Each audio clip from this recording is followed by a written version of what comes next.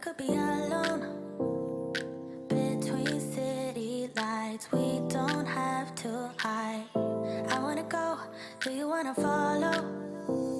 There's something in the air, I can't explain it, but it's there.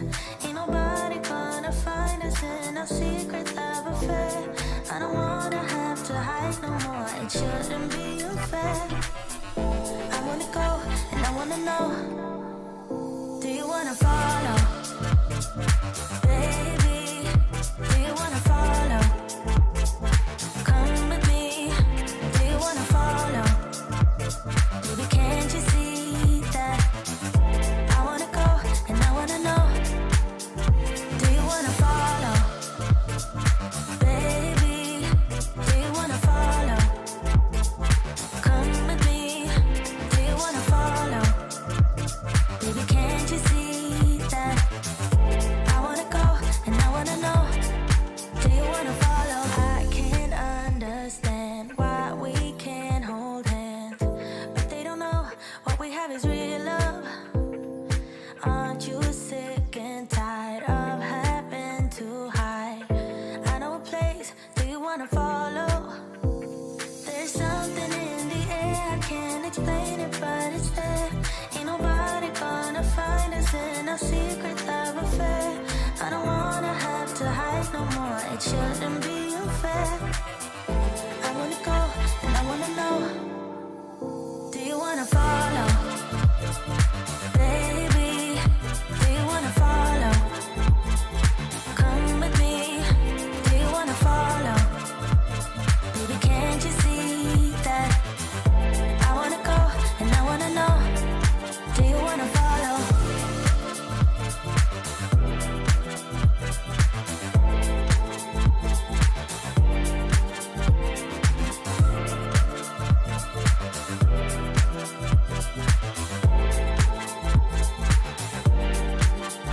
Do you wanna follow? Baby, do you wanna follow? Come with me, do you wanna follow? Baby, can't you see that? I wanna go, and I wanna know, do you wanna follow?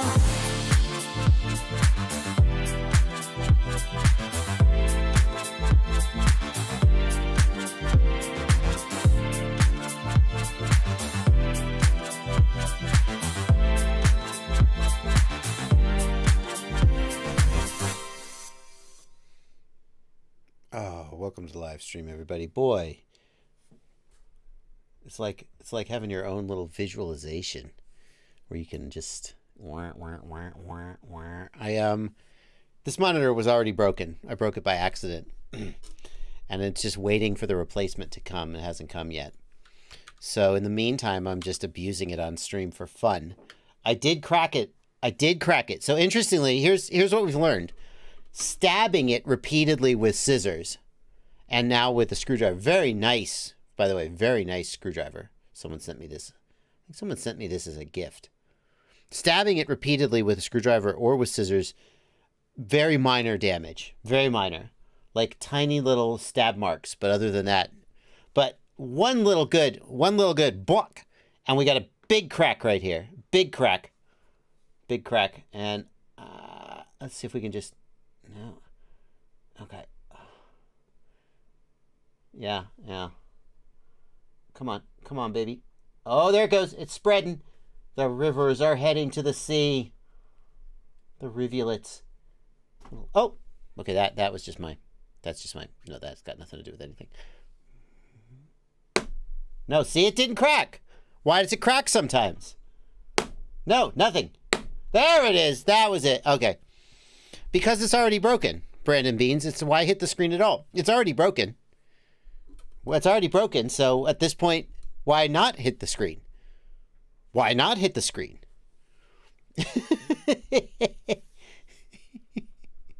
At this point, it's a business expense. Joseph Tahari, thank you for a $5 super chat to stab the monitor repeatedly.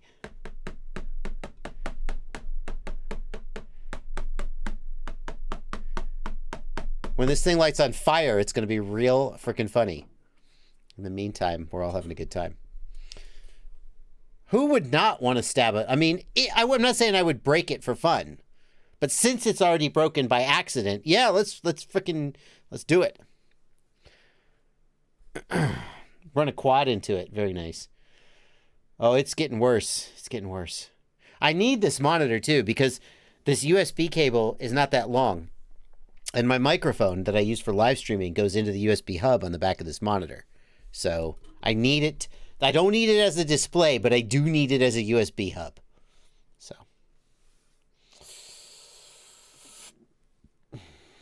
Welcome to the live stream, everybody. Ruby Tim says, oh no, I broke my leg. I guess I'll stab it. If you had another leg coming from Amazon, yeah, stab the shit out of it. Stab the shit out of it. Why not? Welcome to the live stream, everybody. Breaking things on stream is not normally my vibe, but tonight is a special, special night.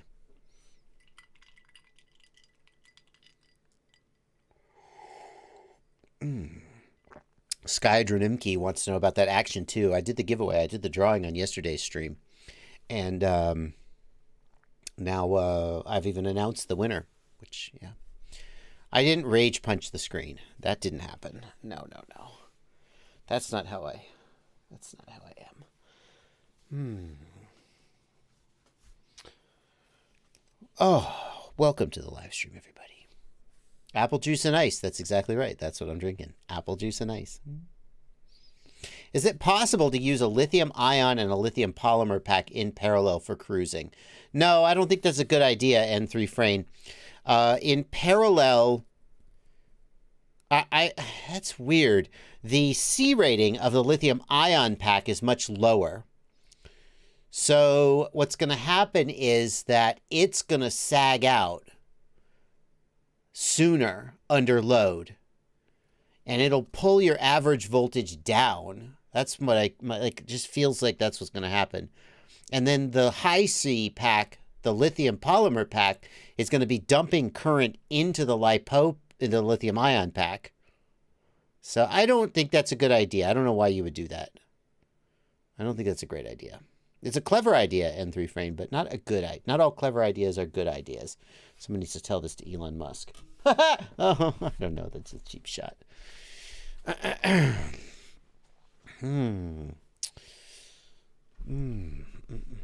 Welcome to live stream, everybody. Here's what we got going on. Oh, look at that virtual green screen. Yeah. Welcome to my new graphics card. I finally got a modern graphics card. As part of I convinced my partner. We have a friend of the family who was going to get her kid a gaming PC for Christmas. And I said, if you buy a PC with a graphics card in it, you can actually still get ripped off, but not as much as if you buy it from a scalper. I said, what if she gets a PC for her kid? She was just going to buy a bottom tier card for him. He doesn't have any PC at all right now. I said, what if we get a graphics card in her PC? Then I get that graphics card. Then we give my graphics card to my son, and we give my son's graphics card to her kid, and then it's like 3 presents for the price of 1. And she went for it. So now I have a 3080. And that's why you got this virtual green screen down here. That's an RTX thing. I feel like a real streamer.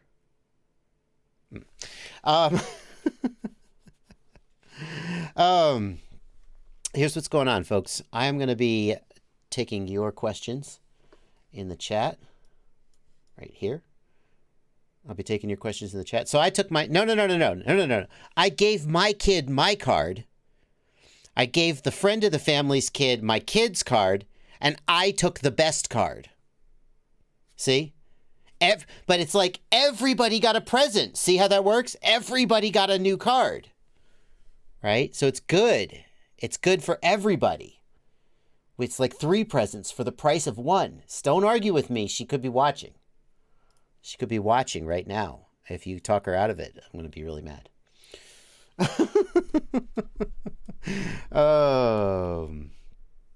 And if you want to make sure, I'm going to be taking your questions. Let me get through this. I'm going to be taking your questions. If you want to make sure I get your question, hit the $ right down here, leave a super chat, throw a couple bucks at me. And if you really want to be a special person, over here on the right side of the screen is my Discord server with my beautiful patrons in it. Devil's Advocate says, don't you have a 1080 Ti? Shut up. Shut up. No, not anymore. I got a 3080. Wah!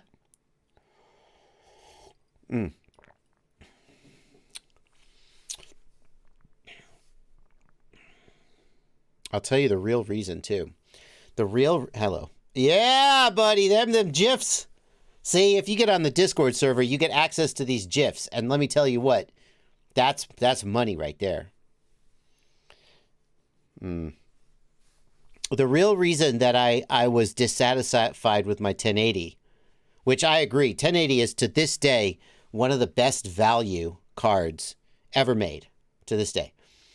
But the real reason I wanted to try something different was that not as unoften as you would hope, semi-often, it would finish a render, and 75% of the way through the render, it would crash, and the render wouldn't complete. And it was so annoying when I'm trying to render a video, and I can't get the damn video to upload because it keeps crashing. So then I have to do software rendering. So I hoped that maybe that had something to do with NVENC support on those older cards, and that if I had a modern card, I wouldn't do that.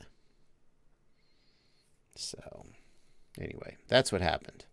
That was my ration. Oh, and it's all. Oh, let's not forget, it all turns into a business expense. Yeah. Anyway,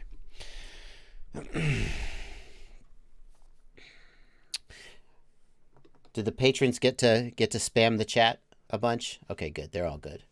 Aber the Ham. You got to change your name back to Aber the Ham. Everybody changed their name on my Discord server to names having to do with Blunty, and it got super confusing for a while. Can I change your nickname? Change nickname. I can. Take that. I can change. Oh, yeah. Oh, the power is about to go to my head.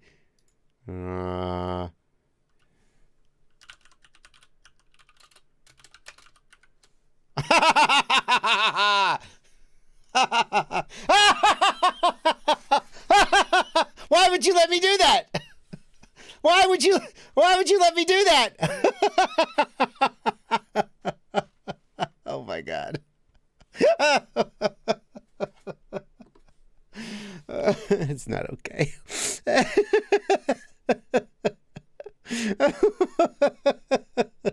All right.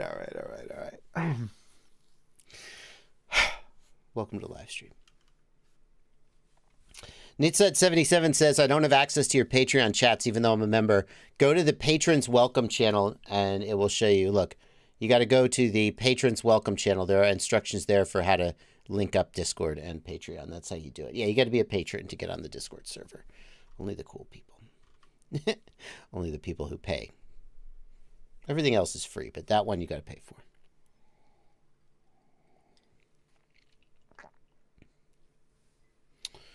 Tunes FPV. People are talking about the Jumper T Pro. Jumper T Pro. You know, even though this monitor is screwed up, it doesn't actually matter when I screen share it. You guys, yeah, it looks fine, doesn't it? I can still use it as parking for the Jumper T Pro. There were some pre-orders for the Jumper T Pro, and people were very disappointed to see that it was only listed as a 4-in-1 module, not an ExpressLRS. It was supposed to have ExpressLRS built in. Here's multi-rotor, whatever, multirotorguide.com. It was supposed to have ExpressLRS built in. And people were super excited. And in fact, when I released a video about doing ExpressLRS on the Jumper T Lite, some people said, what's the point? The Jumper T Pro is going to make this obsolete. And I was like, yeah, we'll see. Now the Jumper T Pro has been listed on pre-order at some stores, and it's the 4-in-1 version, not the ExpressLRS version. And some people are like, hey, wait a minute. And I'm not saying I knew that because I didn't, but I'm not. Yeah, don't ever hold your breath in this hobby for something that's supposed to be just around the corner, because you know it's going to be a ways off. Anyway.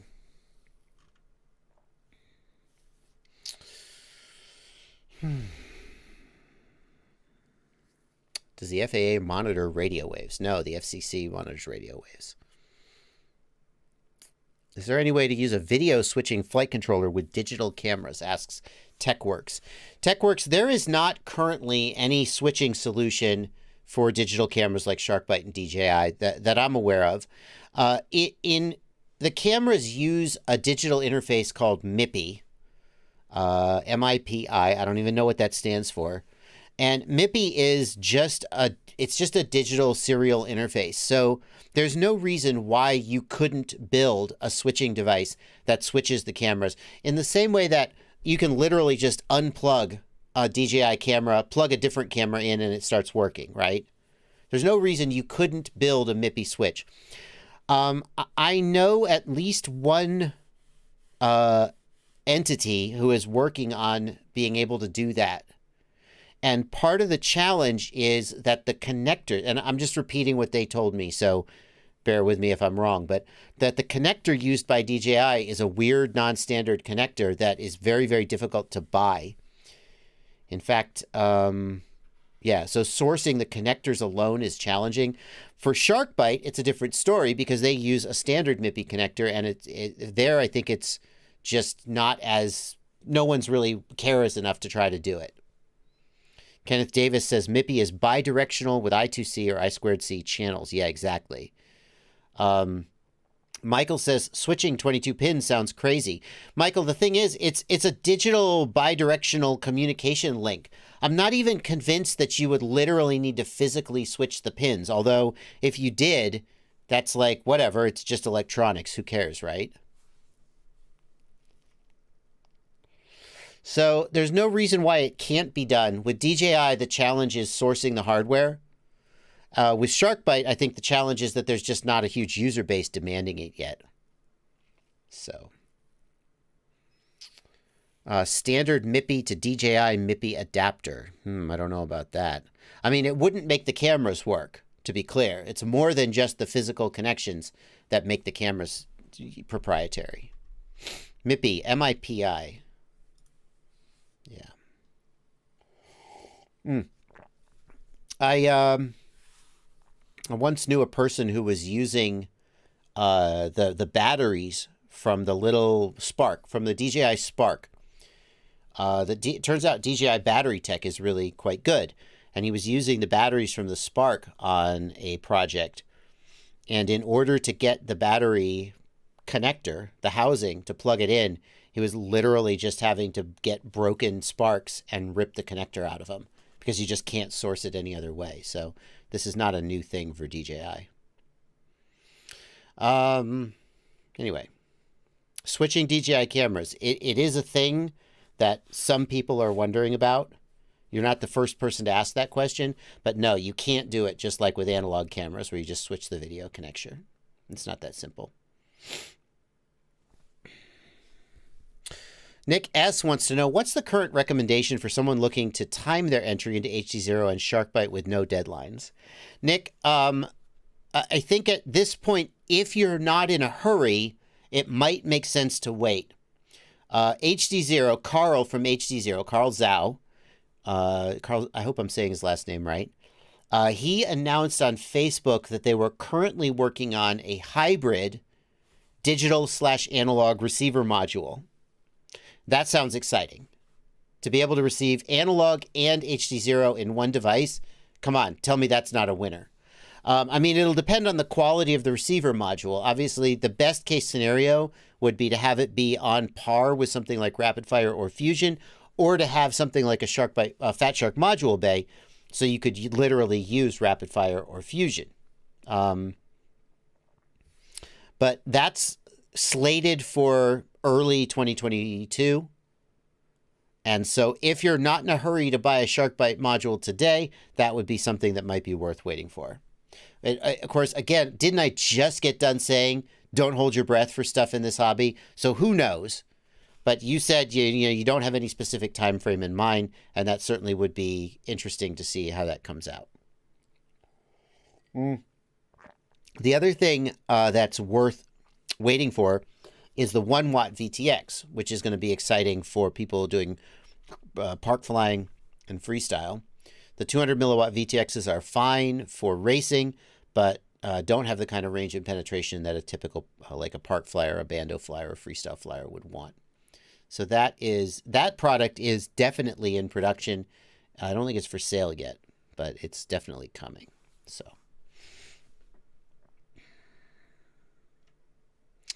TechWorks, thank you for a $5 super chat. Hikanarson, thank you for a $6 super chat. When I put my quads into bootloader mode with BL in the CLI, they disconnect and they don't show up again. How do I fix it? The command line version of bootloader doesn't always work. And I don't know why. I don't know if it's the flight controller or the drivers, but I don't know why.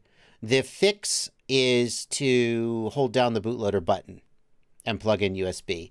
And I know that sucks because who wants to do that? But on some computers or some flight controllers, I've found that just typing BL doesn't work. And I normally would say it has something to do with the Windows drivers. But you're on a Mac, and the drivers on a Mac are usually pretty solid. So I don't actually have a great answer for you. But there you go. That's the answer that I do have. Bone Bear FPV says, I saw a guy do 3 kilometers on the SharkBite 200 milliwatt this week. Okay, so let's talk about that.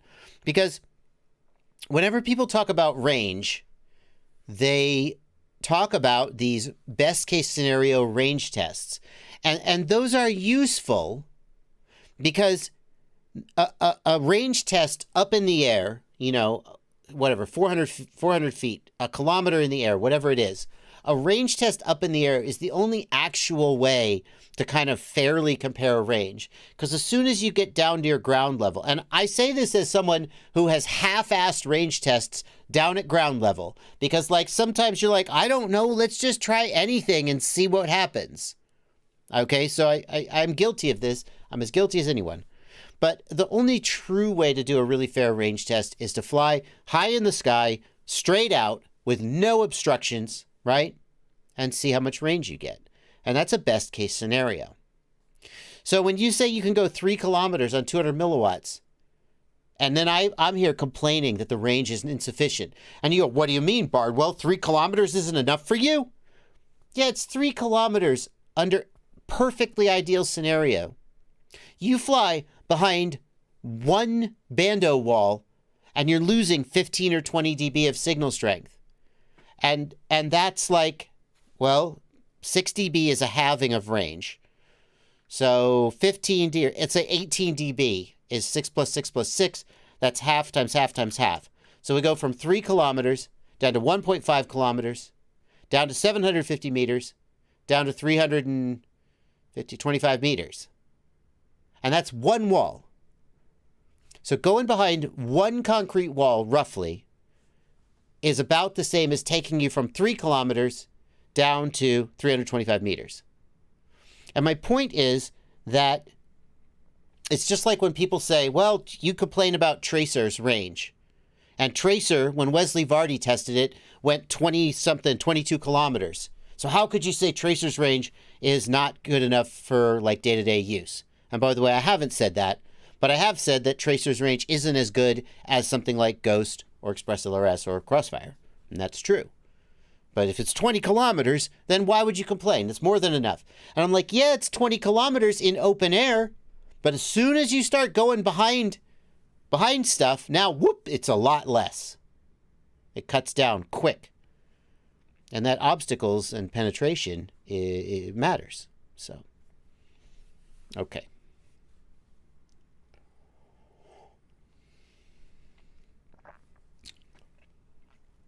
Do I need a DJI radio for the DJI Air unit? Andreas Nornes. No, you don't. You can use any radio you want. You just have to add a receiver to the quad.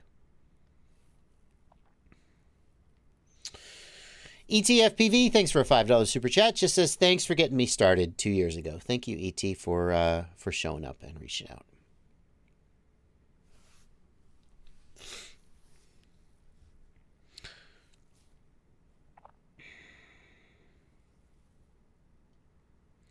Ed Haley says, if you want to know a lot more about how range, power, interference, and penetration works, Check out the study materials for ham or amateur radio license. Better yet, get your license while you're at it. You really should have your ham license. I will say I feel that there's not a ton of super practical information in the ham exams, unless you want to be a ham radio operator who talks to people on the ham radio. There's a little info in there. Most of what I know about link budget calculation comes from my days as a Wi-Fi engineer. I've designed 10-kilometer, 20-kilometer point-to-point radio links. I've gone up on the top of mountains and sighted down to the building where the other end of the link is going to be, and calculated the path loss and how big of an antenna do we need and what transmit power do we need. I mean, I've done all this math, so it's not very complicated math, but you know, it does give you a perspective on how radio links work. So.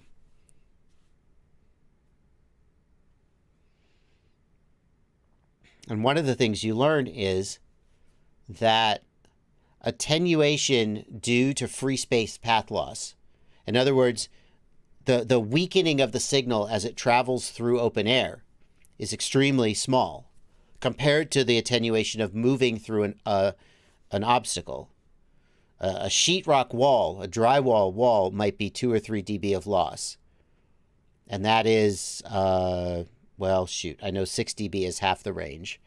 3 dB is more than 75%. You get a little obstacle and you lose the equivalent of a ton of range in free space. Masib's Garden Malaysia wants to know, does ExpressLRS have telemetry and can it do Lua script changing all the PIDs, VTX power, and channel? Yes, it does, and yes, it can. People are very excited to hear that Mr. Steele is switching away from the Session 5. I mean, it makes sense, right? If anybody in the world is going to love the DJI Action, it's him, because he cares so much about weight.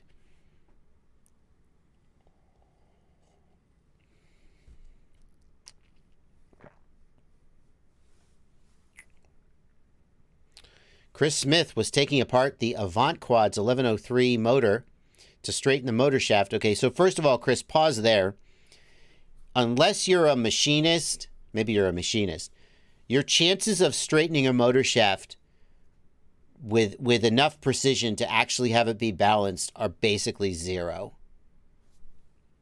Like, it needs to be so precise because it's spinning at such a high RPM.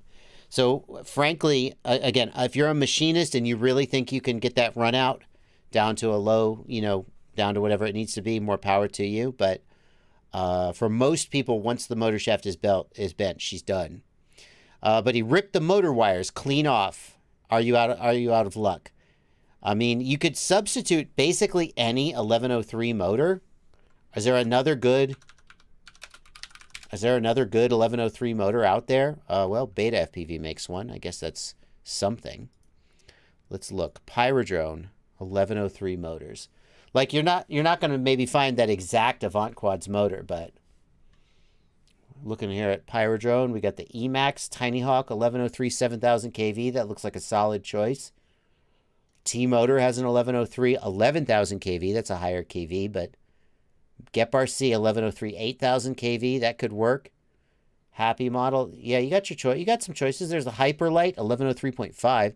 Again, that's 12,000 kV. You'd want it down here. You'd want the 8,000 kV, but it's out of stock. So you have choices. Find another one that you trust and that's in your price range.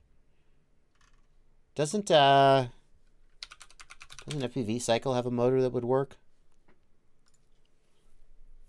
Do they have an 11 millimeter motor? I think they do. A 13. No, they have a 13. Well, that's a little bigger. Yeah, you might not want that one. 5,000 kV 13. Yeah, no, that's not the one you want. What's the kV on their 13 millimeter light? 11,000. No, that wouldn't work. You don't want that. It's fine if the kV on the motors don't match exactly, asks Chris Smith. Yeah, it's fine as long as it's reasonably close. Like combining a 7,000 kV with an 8,000 kV. I mean, I would say that there's typically 50 or 100 kV of variance just from manufacturing tolerances.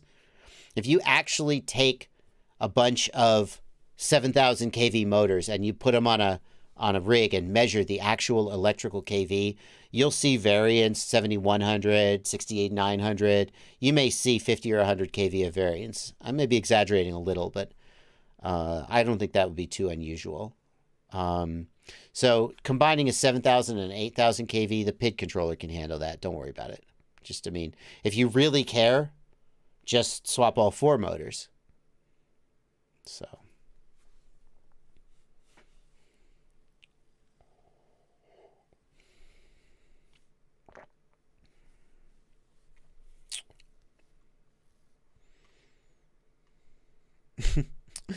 Let's see how Steele likes that action too after he's been offloading footage for a while. Yeah.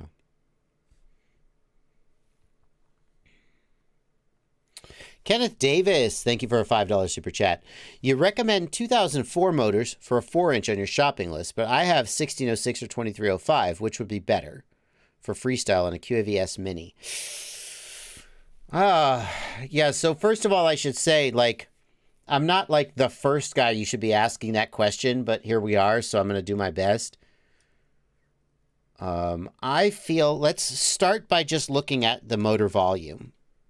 You should always, when you're comparing motors, you should always start by just at least calculate the motor volume. So 2004, okay?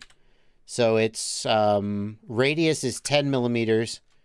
Radius squared times 3.14 times 4 is 1,256 cubic millimeters.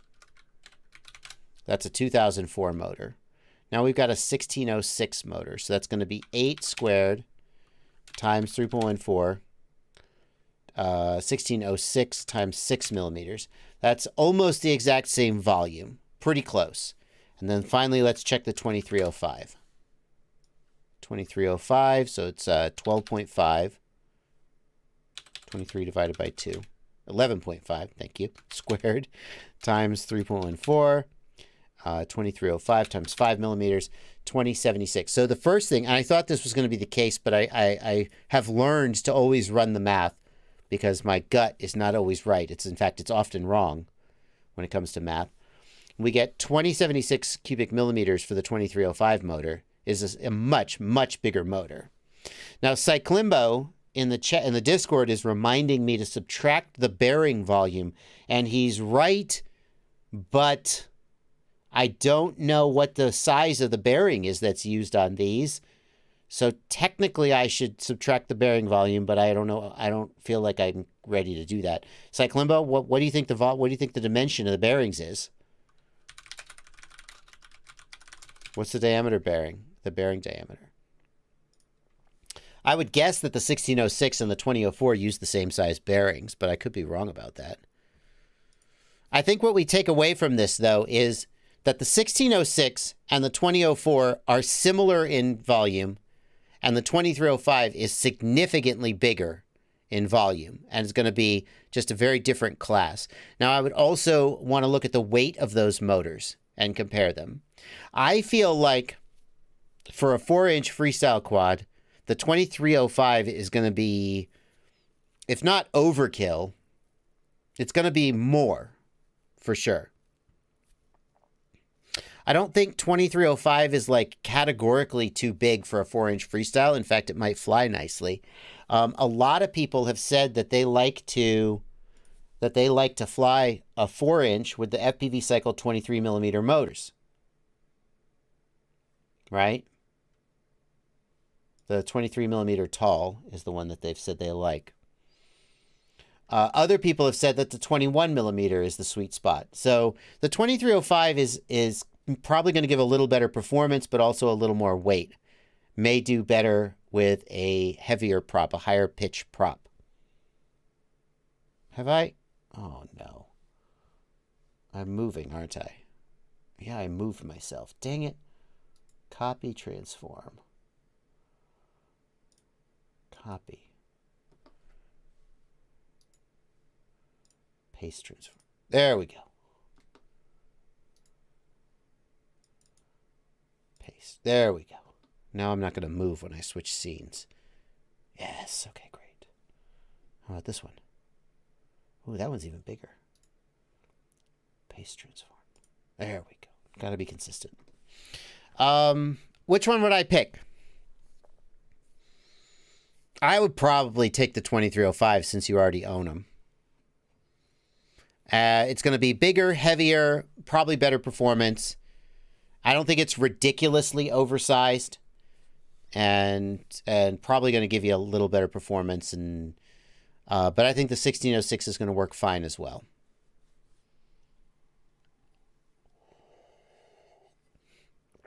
If you care about weight, go with the 1606. Anna Quillix asks, is it okay to start into a full 6S 5-inch quad without a simulator?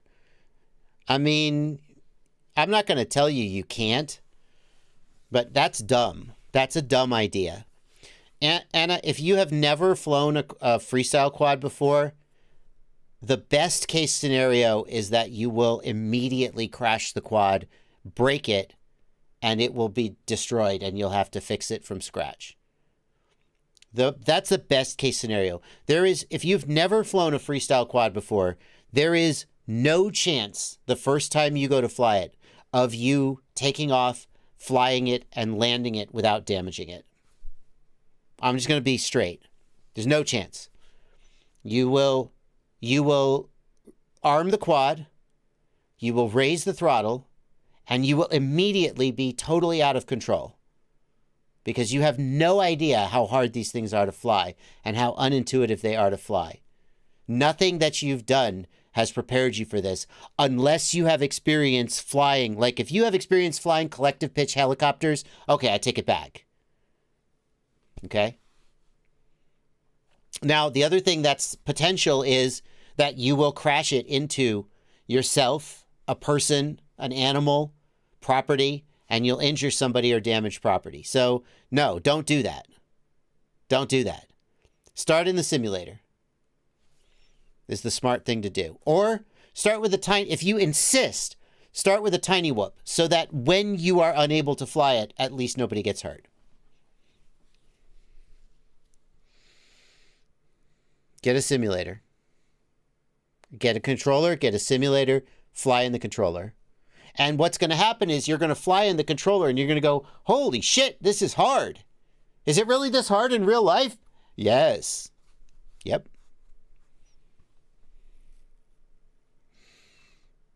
Anyway, there you go.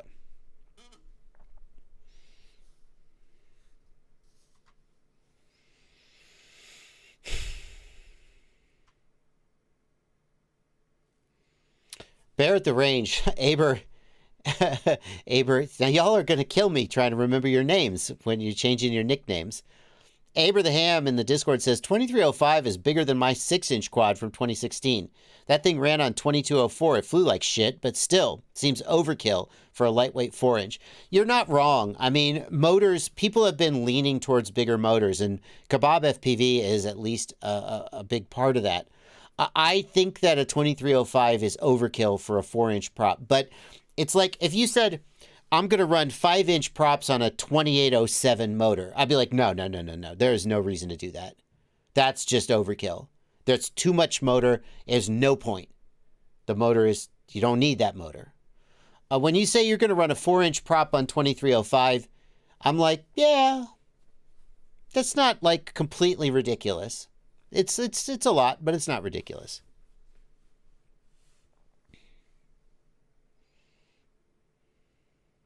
Anyway,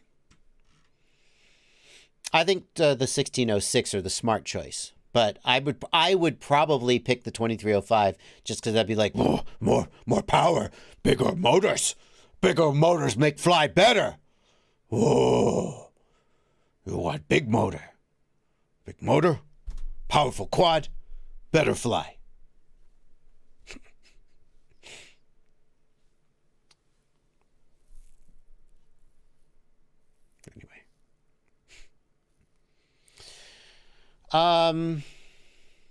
Tyler Levitt, thank you for a $5 super chat. Got my AG01 gimbals today after a month of waiting. Man, worth it, such butter. They are good gimbals, aren't they? And I say that as not a gimbal snob. They are good motors. They're good gimbals. Matt Empringham Matt Empringham, thank you for a $5 super chat. I am a newbie. Can I have a quad using a digital camera connected to DJI goggles but still use my Radio Master controller? Yes, absolutely. That's what I do. You just have to use the DJI system for video and not control, which is fine. There's no reason why you can't do that. And you just put a receiver on the quad for whatever control link you want to use.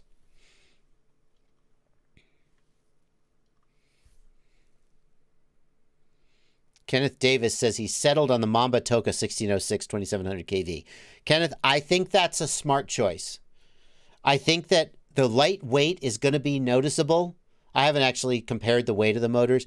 I feel like the lighter weight's going to be noticeable. The 1606 is going to have adequate torque to drive those props.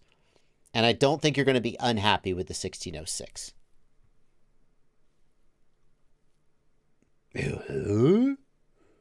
Big quad make big crash. Now have big wallet. Small wallet. Shady says, why is nobody using the old 1804 motors? I don't know why we've moved away from that size, to tell you the truth, but we have. 1806 is a solid motor.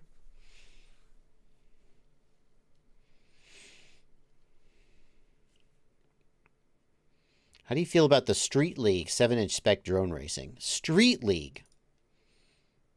I don't know. I don't know a lot about that. Let's look that up.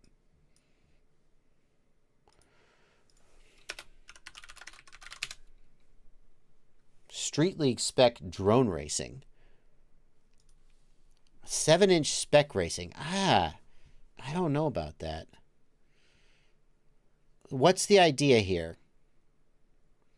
Is the idea here to kind of copy DRL? Is that what they're kind of saying without saying? Similar to what we see in high-end competitions. So, are they trying to give DRL-like spec racing? Yeah, okay. So they're basing it on the practice rig by Project 399, and the practice rig is explicitly designed for training for the DRL Season 4, the Racer 4. Yeah, so they're bringing DRL-style racing to normal people. It's, here's the thing, though. Like I've said, the thing about DRL-style race, DRL, the Racer 4 flies like crap. And that's just true. It is big. It is heavy. It has very poor agility. And the idea, as I understand it, is that it makes for better television when quads fly more predictably and less whoop, whoop, whoop, whoop, whoop, whoop, that nobody can keep up with and makes your grandma vomit because she's got motion sickness. So the idea behind the Racer 4 and behind DRL is that we're going to make these quads bigger, slower, less nimble, and it has an effect on the pilots. And I've talked to pilots who fly in DRL, and what they say is that it forces you to have really good lines, because if you blow out a corner, you don't have 30% more throttle to just jam it back into line and get back on. Once you blow out a corner, you're kind of done. And you're kind of racing the whole race at full throttle, and it's all about efficiency, which makes for a kind of a more skill-based form of racing in a way. But, I mean, that's targeted at television, right? DRL is targeted at television and spectating. That's 100% what it's about. All those pilots, and I'm not trying to put words in anybody's mouth. I wouldn't, and I'm certainly not quoting anybody, but I feel like all those guys who fly DRL, they fly DRL because, number one, the prestige of being selected as a DRL pilot and the prestige of being on television and getting to go and be at the highest levels of competition. They fly DRL because it's a job. They get a paycheck, of course. But I don't think any of those guys, if DRL just stopped existing tomorrow, would keep flying the Racer 4 just because they enjoy flying it so much. I think they'd go fly 5-inch quads because they're more fun to fly in most ways. So to say, well, we're going to create a 7-inch spec racing class that isn't on television and no one's going to get paid to race these quads. I mean, what's the appeal? What's the appeal? Well, I mean, I don't know. Obviously someone did it. So to someone, there's an appeal. So what the heck do I know? But that's my like hot take. And the other thing is that DRL racing happens in these arenas. You have these giant arenas, right, with lots of wide open lines. To create a track like that is more challenging than to create a multi-GP track because it requires a lot more space. So I think you're creating a lot of, like, what's the easiest race to set up? It's a tiny whoop race because all you need is one living room and you can set up a racetrack. The DRL style 7-inch quads are the extreme other end of that spectrum. So, I mean, that's my like hot take on 7-inch spec class racing. I think it's more expensive to get into. The quads are bigger, they're heavier, they have a more docile way of flying. It is a more pilot-based and skill-based form of racing because they're less nimble. You have to be a better pilot. But when you remove the spectator element and the television element, I'm not sure I see the appeal. Anyway, that's my hot take. But I love that other people are doing it, and I certainly wouldn't want to be seen as like poo-pooing anybody who loves it.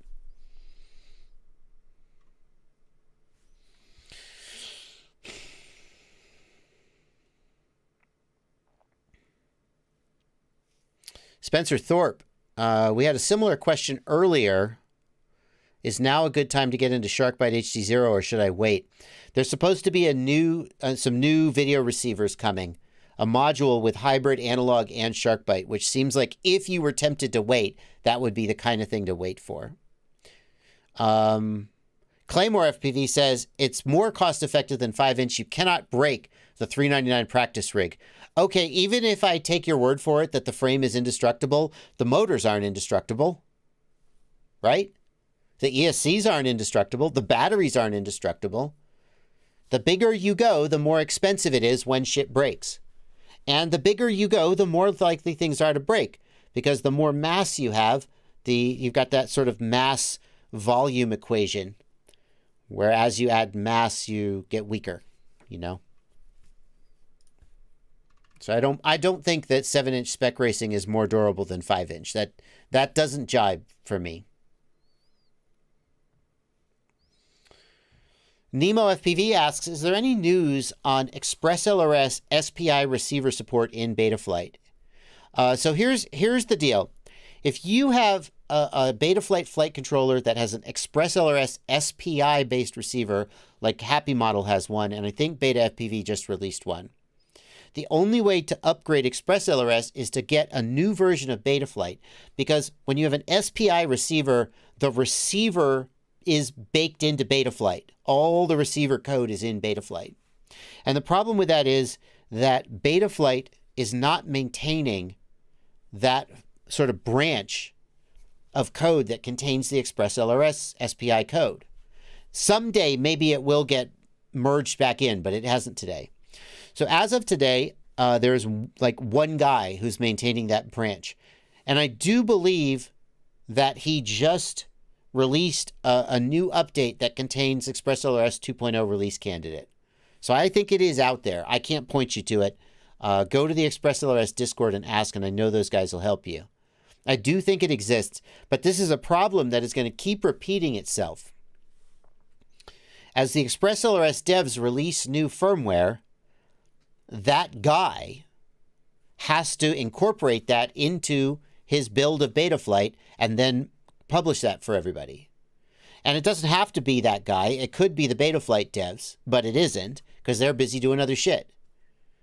And it will always be the case that the SPI-based receivers will be a little bit behind, because it will always be the case that as soon as ExpressLRS releases something, then they have to go and they have to add that to Betaflight, and that takes time. So I think, to me, that's one of the main downsides of the SPI-based ExpressLRS receivers. It's nice. They have lower latency. They have slightly lower latency because the SPI interface is... Oh, thank you so much, Metal Dirt Skin. has got a link. This is in the Betaflight repo. Metal Dirt Skin, there's a pull request, but it hasn't been merged, has it? It hasn't been merged. Can anybody point me to the repo, the private repo of the guy who's actually building Betaflight 4.3 with the SPI receivers?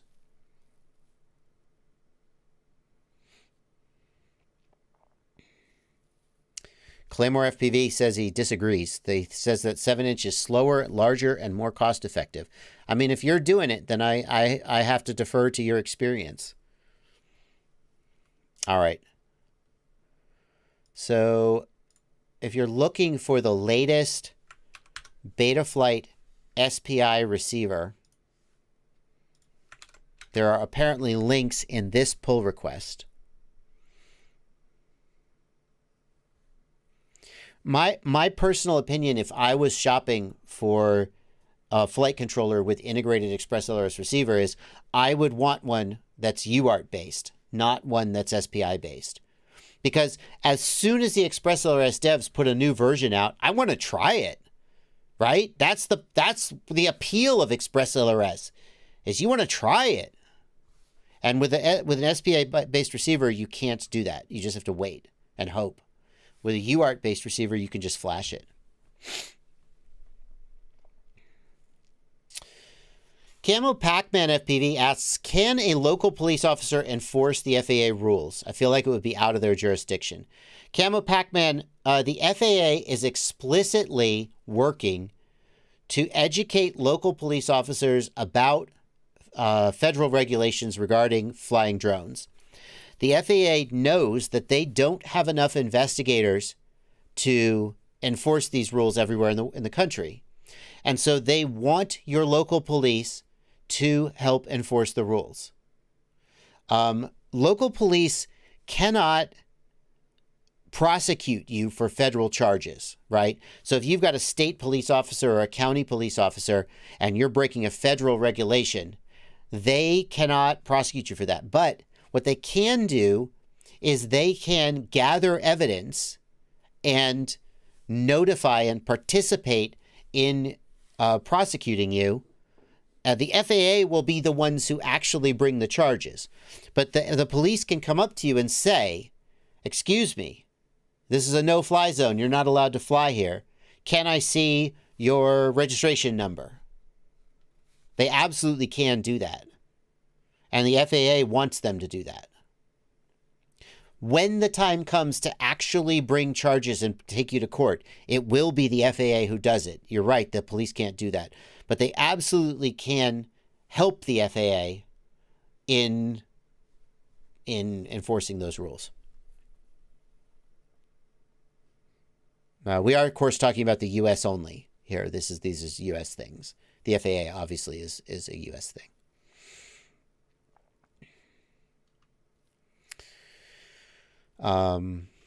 Yeah, that'd be like, obviously local police can help enforce federal laws if they choose to. I mean, we have seen cases in the USA where sometimes local police choose not to enforce federal laws, specifically related to drug charges and immigration are the two places this tends to come up.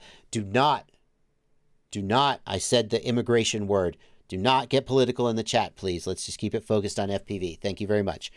So it is possible for a local law enforcement to decide not to enforce federal laws and not to help the federal government. And then the federal government is super annoyed about that, but there's not a lot they can do unless they want to send the FBI or the U.S. Marshals to come get you. But a lot of times you'll find that local police are more than happy to enforce federal rules. And there's no reason why they can't do that. I say charges. It's not a criminal. It's a civil charge. It's a civil suit. I said charges, but you know what I meant. Anyway.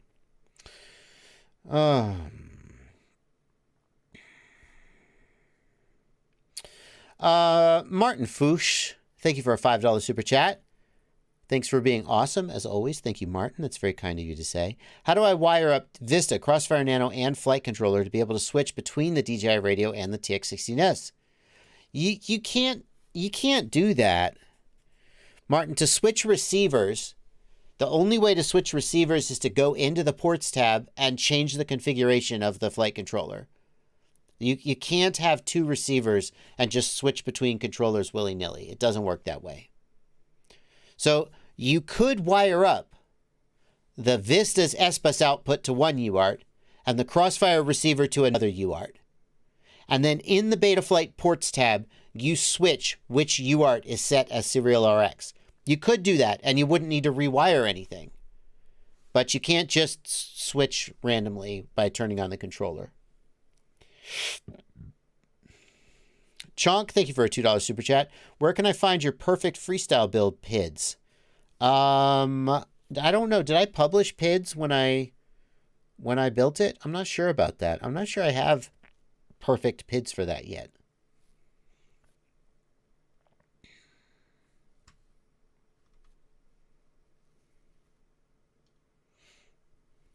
Whoa! Oh my goodness. Sir Tomcat. $100 super chat. Thank you, sir, for your generosity. I need some kind of like a stream, you know. Wah! Cheers. Thank you so much. Incredibly generous. I have to prepare myself to read this.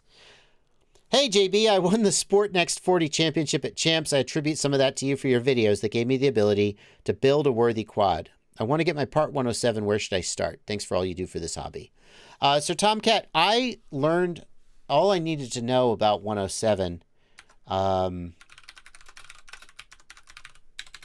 learned pretty much everything I wanted to know from this Tony Northrup video. Now, thank you, Tony and Chelsea. Now, this is a photography channel, but he has a 107. Let me see. Oh, look at that smug little face. Come on, Tony.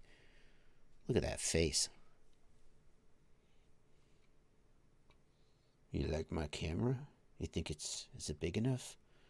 I could get a bigger lens if I needed to. Some people say that lenses can be too big and they like them smaller. Tony Northrup has this 107. Now, here's the thing. This is from 4 years ago. I actually think some of this is a little out of date, but this is what I used.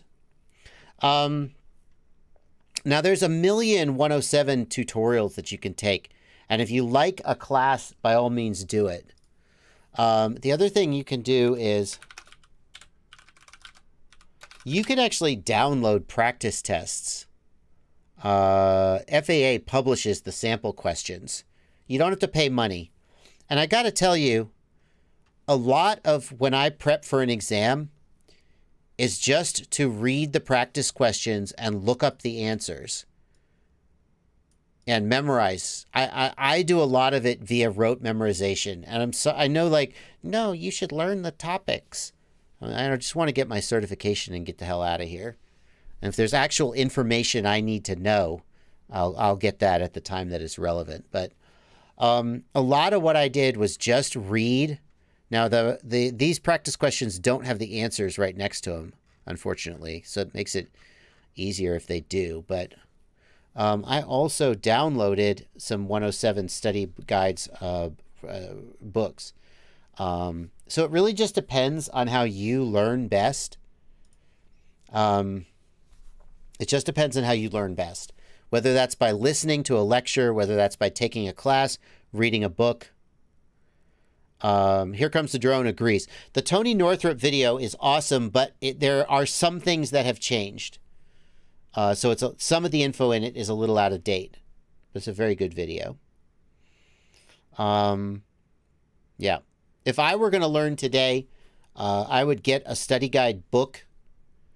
Because I like to just flip through books and read them and go back and read them again. I would try to find a lecture that I could listen to, like while I went running or something, or in the car, and just kind of soak the information up. How much 107 knowledge is practically applicable? Not a lot. I mean, the main parts of 107 that are relevant to pilots, I think, are things about where you are allowed to fly and how to fly, how to get clearance to fly legally, under what conditions the FAA expects you not to fly, and so forth. 507RC, I do learn a lot through videos. When I am studying to take a practice test, when I want to learn a practical skill that I need to be able to do, I learn through YouTube videos. But when I need to take a certification exam, here's the thing. The thing that I need to do to pass a certification exam is sit down and answer 50 questions in a row correctly, or however many questions. And the best way to learn how to do that is to, I think, is to go get the sample questions. And most of the time, the sample questions are exactly like the questions you're going to see on the exam. They're not necessarily the exact questions, but they're almost identical, just slightly different. And so if I just see the sample questions 50 times in a row, I'll just know the answers. And then I can go take the exam. And that's the most efficient way to pass a certification, in my opinion. Because certification exams are basically bullshit 99% of the time. So just like get through the bullshit, right? That's my take.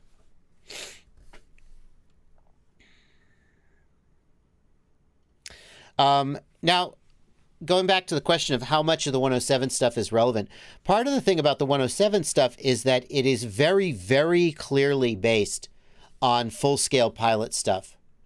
There's things like the dumbest question that I can remember from the 107 certification was related to icing on the aircraft's wings. And I'm like, oh, yeah. When is there, like my drone was sitting out all night and there's ice on the wings? What are you talking about? What do you do if there's ice on the wings? I don't know. Don't fly right now?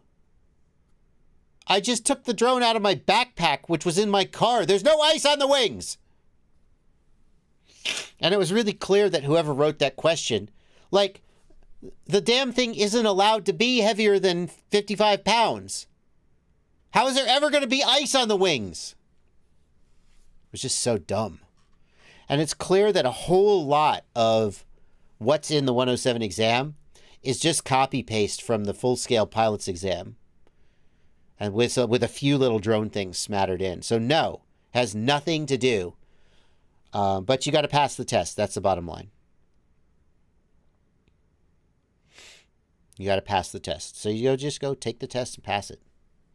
Right?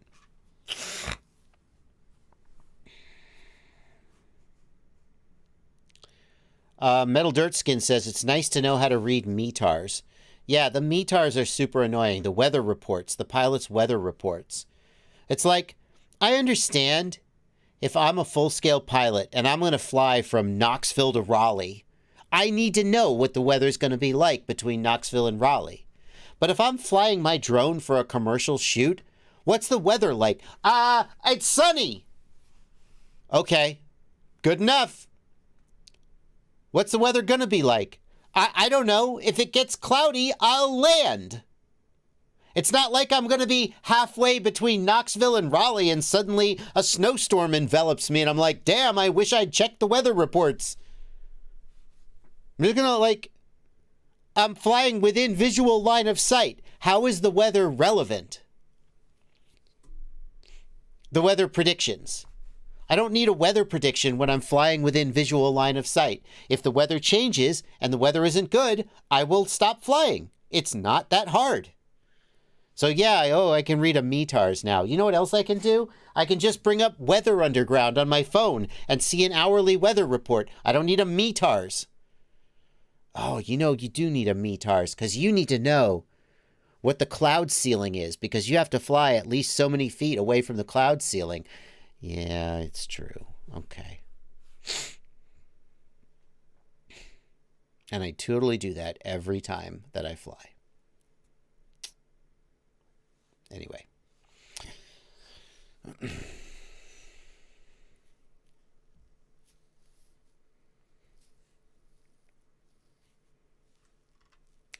Justin Rice, thank you for a $5 super chat. I was just flying with my goggles and air unit, and then on my last pack, the color shifted to green. Justin, that is almost always a problem with the antenna, with the camera wire. The first thing to do is to just press and try to make sure it's seated on the back of the camera. If you need to take the back plate of the camera off, then you may need to do that. It's either a loose connector on the camera or the air unit or the VTX, or it's a damaged wire. But that's the issue. That's the camera, not the VTX.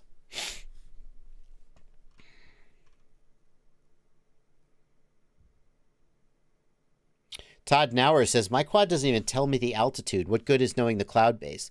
Todd, I got to say, the FAA, as part of the 107 exam and 107 certification, has minimum distances that they expect you to maintain from cloud base, because they want to make sure that you can maintain visual line of sight with the quad.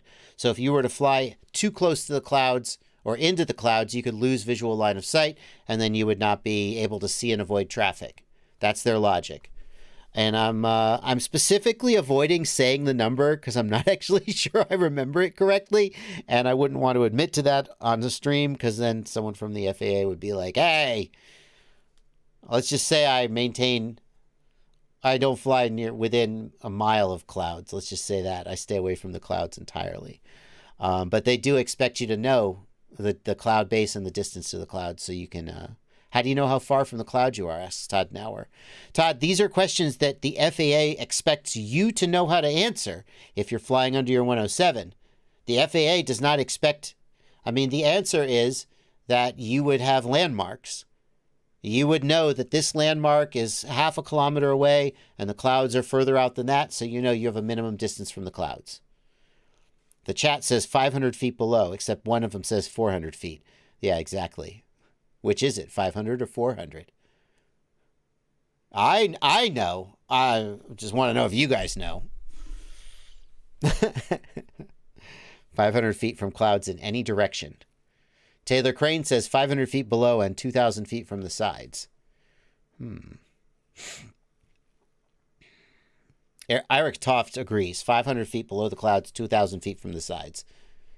Everybody seems to think it's 500 feet. Eric is studying for his exam right now.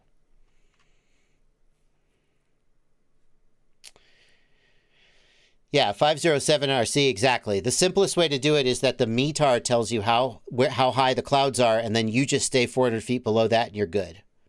So then the 2,000 feet from the clouds horizontally doesn't matter as long as you're always below them. Anyway.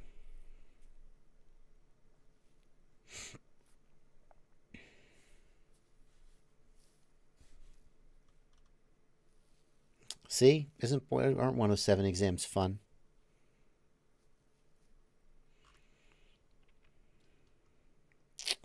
Well, thank you, Sir Tomcat, for the extremely generous super chat.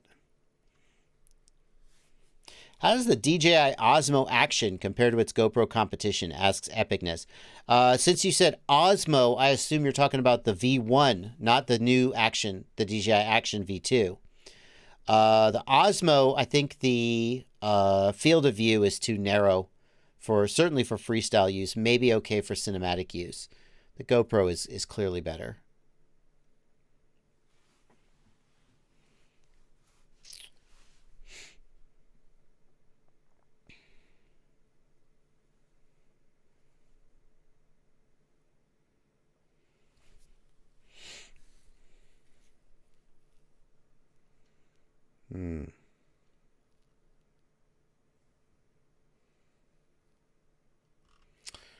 Alrighty.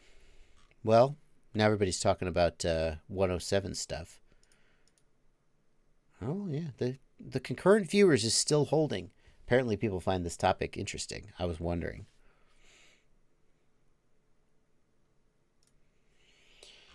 Let's talk about something else. What do we got? Somebody throw out a question. Should I just stab my monitor some more?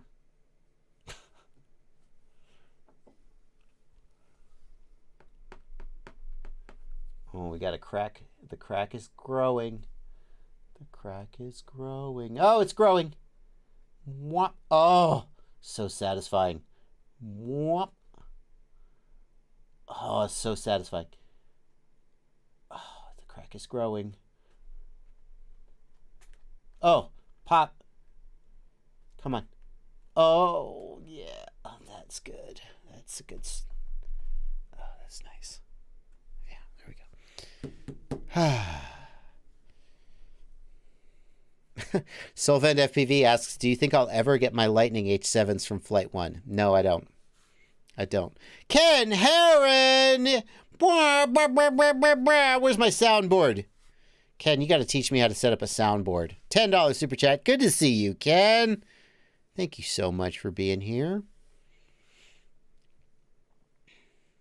What quad is that on the bottom right with the green props? Which quad are we talking about?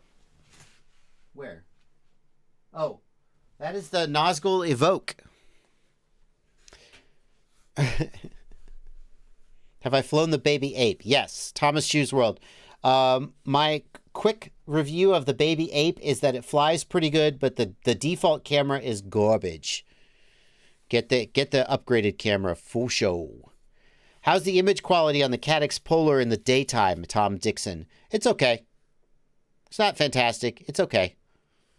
I think the original camera is way, way, way better. Way better. Irish Toft says, speaking of multiple S-Bus devices, an RXSR has S-Bus in. So does that mean you could use 2 controllers with 1 overriding? I guess, Irish, the intent would be that you would have both receivers bound to the same controller, wouldn't it? And then if one receiver failed, the other one would take over. But I guess you could bind them to 2 separate controllers and have redundancy that way. Yeah, I could see that. You could do that.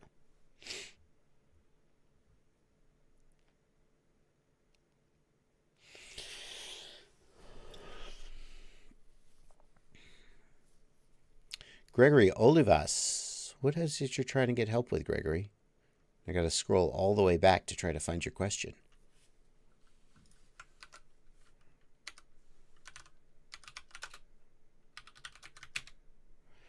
Gregory Olivas has been having an issue with one of his quads that is the iFlight Beast H7. When you arm the motors, they all spin, but it won't take off.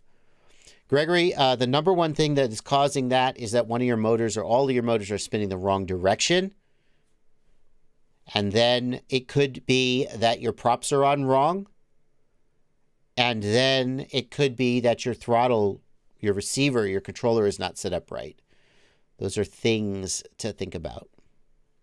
Sang says, thoughts on Fat Shark dropping Shark Bite. Fat Shark has not dropped Shark Bite. Fat Shark hasn't dropped Shark Bite. Why do you think Fat Shark has dropped Shark Bite?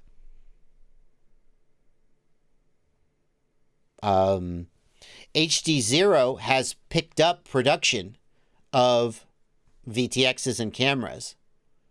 And Fat Shark has obviously moved slower. But I don't think that Fat Shark is dropping it. It's just, I think that HDZero got impatient with the pace of Fat Shark's development and was like, fine, we'll just make some cameras. And Fat Shark is still just doing their thing. But I don't think Fat Shark has dropped it.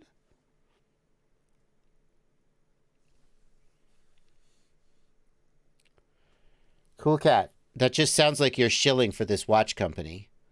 It just sounds like you're sponsored by this watch company and you're trying to get them mentioned on my stream. It's kind of a weird thing to do. I don't know. Cool Cat's like, hey, there's this cool watch company. What do you think of them? I don't think anything of them. I don't care that they exist. I don't care about watches at all.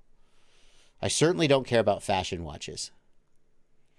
Mr. B points out that Fat Shark doesn't support SharkBite and refers to DiviMath. Now that is true.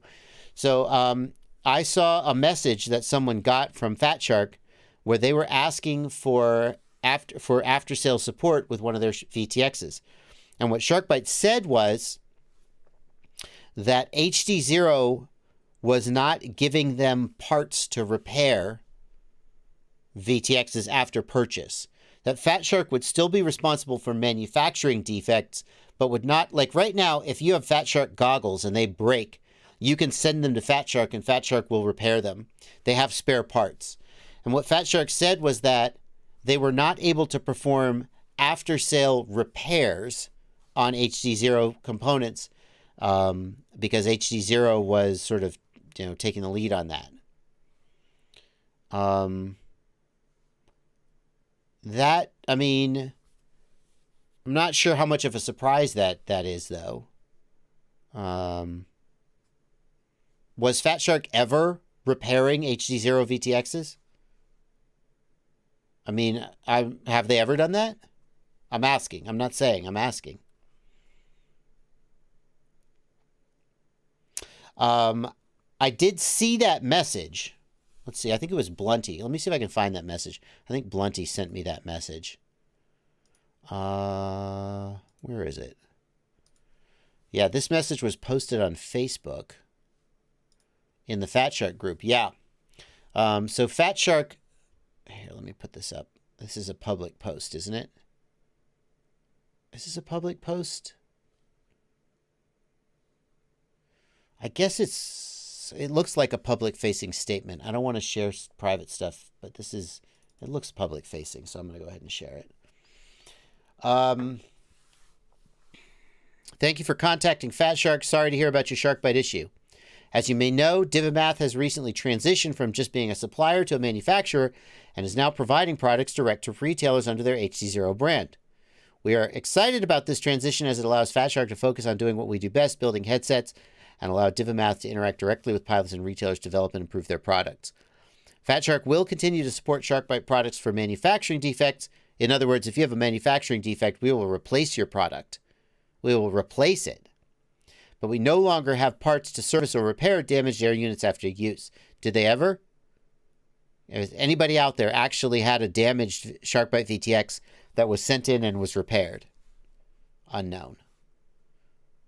I suspect the answer is no, but I don't know for sure. We regret we must forward your case to Divimath for resolution, but they're extremely motivated to support this market. I'm sure we'll want to learn from the failure modes you're experiencing to help improve their product. Am I the only one who reads this as, like, kind of passive-aggressively salty? Is it just me? It feels kind of salty to me.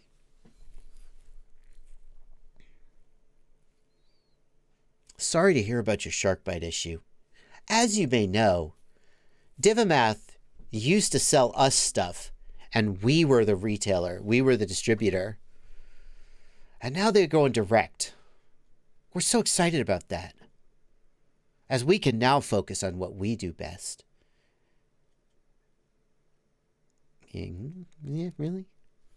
It feels like somebody trying to put a positive spin on something, but it's this sort of vague undertone of snark.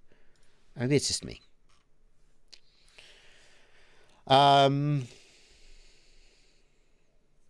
read... my feeling as I read this is, oh yeah, HDZero? You want to make VTXs? You think it's so easy? Go ahead. Here's all your customer complaints. Enjoy the customer complaints. Now you know how much work we were doing. Now you will finally appreciate us. Yeah, good luck with that. Go make some... You think it's as easy as just shitting out an order of 400 cameras and suddenly you're a manufacturer? You'll see. Enjoy your customer complaints. We are unable to provide service. Oh, we're so excited for HDZero to have the opportunity to support their customers directly. Ooh. I don't know, maybe it's just me. We regret that we must forward your case to Divimath, but they are extremely motivated. I know they're going to do such a good job for you. I'm sure that they're not going to fail miserably and leave all their customers crying and mad at them and come back to us begging, saying, Fat Shark, we didn't appreciate you. We thought it was easy. We thought it was easy. Just make VTXs. We didn't realize just how much you were doing behind the scenes. Please take us back, SharkBite. We're sorry. I don't know. Maybe I'm just reading between the lines. Maybe it's just me. So Fat Shark hasn't like dropped HDZero exactly.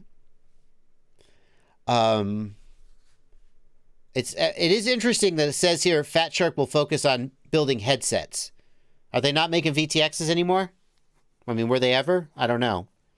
So it sounds like Fat Shark's going to make headsets, and Divimath is going to make VTXs and cameras, or something like that. So, getting away from my kind of trolling, what this might mean, though, is, let's face it, Fat Shark has good after-sales support. That's a fact. That's true. And certainly a reason to buy a Fat Shark goggles is that if you have a 5-year-old set of HDOs or something, HD3s, and they break, you can get a new DVR board, a new power board. You can get them repaired. Fat Shark will repair them for you. And that's extremely rare in this day and age. And Fat Shark absolutely should get credit for that.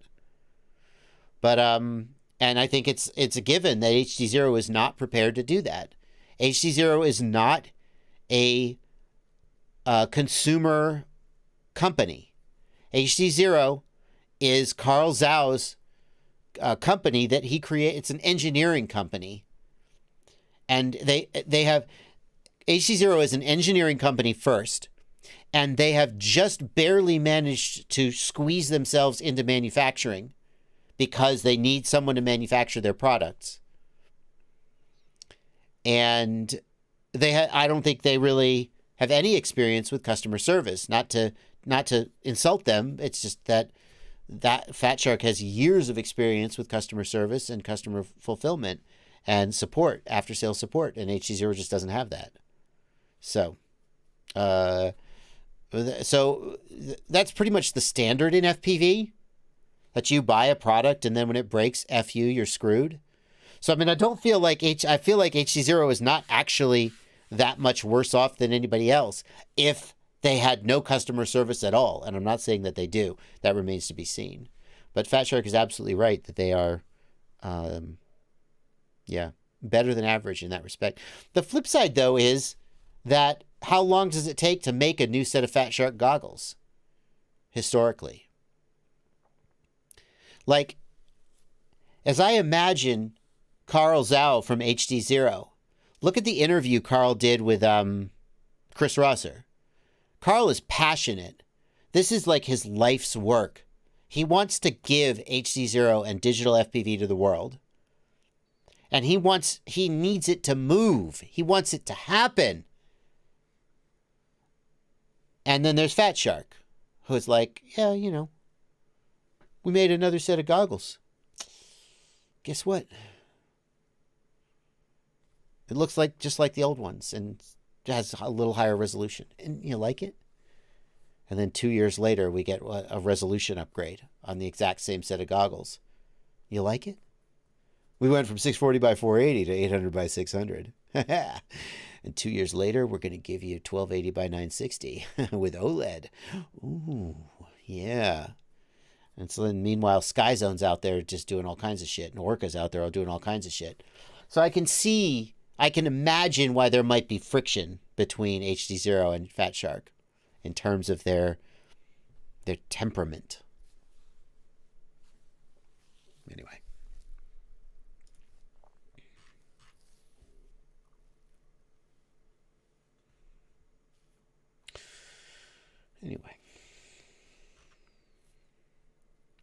Angelo Guayente, thank you for a $50 super chat. Big super chat. Thank you so much.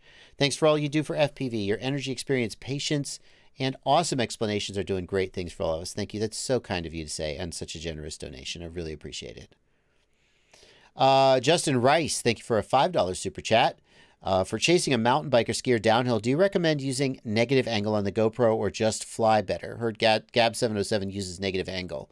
I mean, I see the argument that if you have negative angle on the GoPro, you can kind of see where you're going while framing with the GoPro. I guess the thing I would be curious about is, how do you frame the GoPro? How do you frame the GoPro without being able to line it up with your FPV camera? I could see the logic, though, is you want to be shooting down. at the subject. But you don't want to have to pitch forward 1,000,000 degrees. It goes super fast. I will say this, Justin Rice. Whenever you are chasing a subject, you have to tailor your up tilt angle to the speed of the subject. So, and I say this obviously not as someone with a ton of experience chasing vehicles, but I have chased some vehicles. If you come into a drift car with 60 degrees of up tilt or 50 degrees of up tilt, you're going to be going so fast because you're pitched forward that you're going to overshoot the car. And you're going to be constantly sort of circling and flipping. So if you're going to be chasing something that's moving slower, dial down your up tilt so you're moving slower so that you match their speed. And that's the number one thing that I think you want to do when setting your up tilt for chasing somebody. You want your up tilt to roughly match their speed.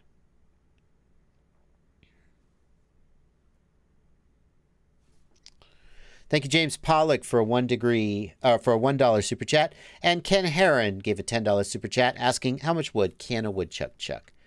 Very good to see you there, Ken. Mike Crabtree, thank you for a $5 super chat. Mike wants an update on Flow State or Netflix. Nothing yet, Mike. Still working on it. Still working on it.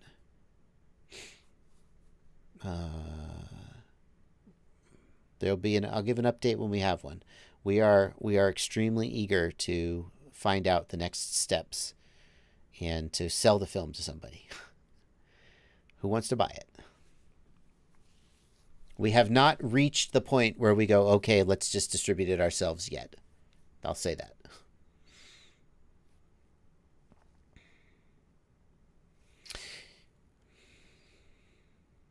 Yeah, bear in mind when thinking about when you think about camera down tilt, bear in mind you have to pitch the quad forward in order to fly forward, assuming it's an acro style quad. You must pitch forward. So there's only so much down tilt you'll be able to tolerate before you're just looking straight down at the ground. So I think I would start with 0 degrees if you really want to try that. But too much down tilt and you're just going to be looking straight down at the ground.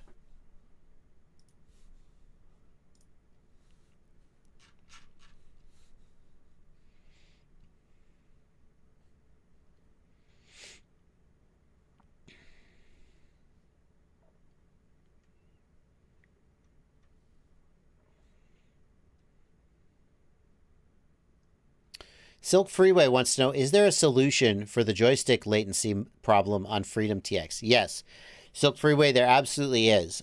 So the issue that Silk Freeway is getting at is that OpenTX and Freedom TX, by extension, have a bug where when you're doing USB joystick mode, the latency is really high and extremely variable.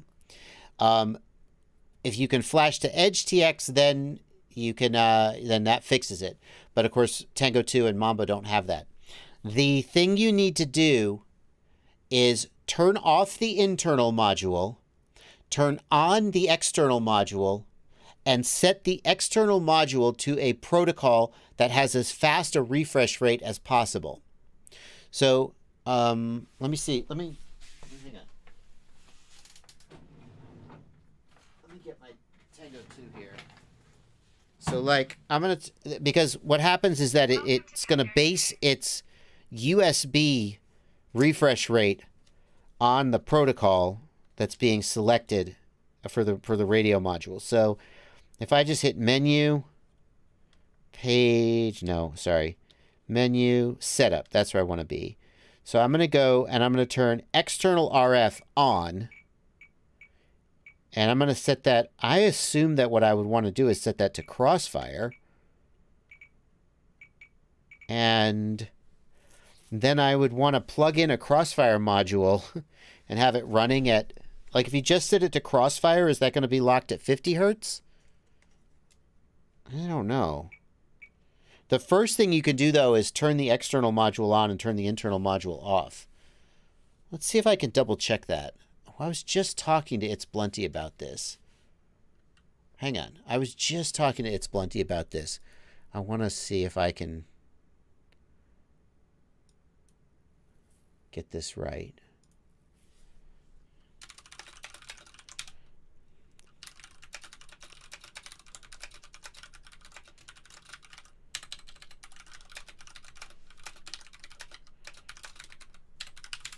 I'm going to ask him. If anybody there is an EdgeTX dev, you might be able to help me. I remember that the best thing to do is to have an external protocol running at a high refresh rate. But I don't see how you would force that without actually literally plugging in a module. So I think my advice isn't quite the best yet. Let me see if I get an answer from Blunty, or anybody else in the live stream chat maybe has an answer. Phantom FPV, good to see you. Good to see you. Phantom FPV is a very generous and kind person. He says, and I told him he shouldn't do this. I said, please don't do this. But he insists that he is going to send me his personal KISS Ultra freestyle build. He has one. And it's like his own baby. And he said, I want you to fly it. And I said, you know, I'm going to get one. I'm going to build one. He was like, let me send it to you. I was like, come on, don't do that. He was like, yeah, okay, I'm going to send it to you. I was like, okay. So he's going to be sending that to me, and I'm going to fly it. I'm looking forward to putting a KISS Ultra in one of my own quads, because like his quad is going to fly amazing. But I'm not going to be sure whether it's his quad or whether it's the KISS Ultra. But here's an answer from Blunty.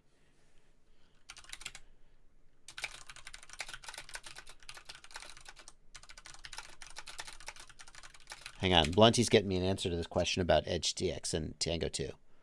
1 second.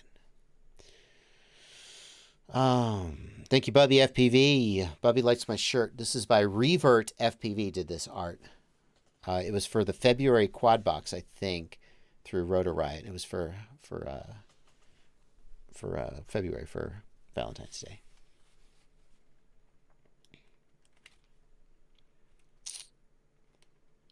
Abraham says, I would also like to try KISS Ultra if you don't mind sending me your quad. Ciati FPV asks, does KISS Ultra fly better than OG KISS? If so, how, why? So Ciati, KISS Ultra is not a complete. It is a near complete rewrite of the KISS code done by Alexander Fedorov. I think I've heard the number like 15% of the original code, although I don't know if that's accurate. But Alexander Fedorov basically rewrote the KISS code base for the KISS Ultra, and people say it flies amazing. So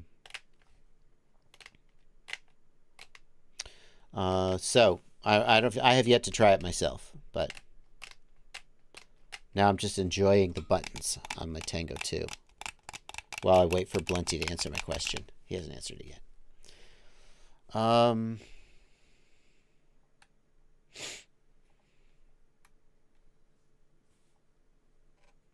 Oh, yeah, I got to try it versus the FetTech G4. Epicness asks, concerning the Beta FPV VR02 goggle, if you were to solder an SMA connector in place of the patch antenna and then connect an Omni antenna, would the goggle be improved? Epicness, changing from a patch antenna to an Omni antenna would make the coverage more omnidirectional and less directional. Now, whether that's an improvement depends entirely on where you are flying relative to where you are facing. If you tend to fly straight in front of yourself, the patch will do better. If you tend to fly all around yourself, the Omni would do better. Phantom, I didn't mean to call you out there, man. I just wanted to give you credit for being generous and kind. I didn't mean to. Now everybody's like, "Hey, Phantom, send me a quad." I guess you can take the pressure though. So here's what Blunty says about the TBS Tango 2 USB latency issue. Hang on a second.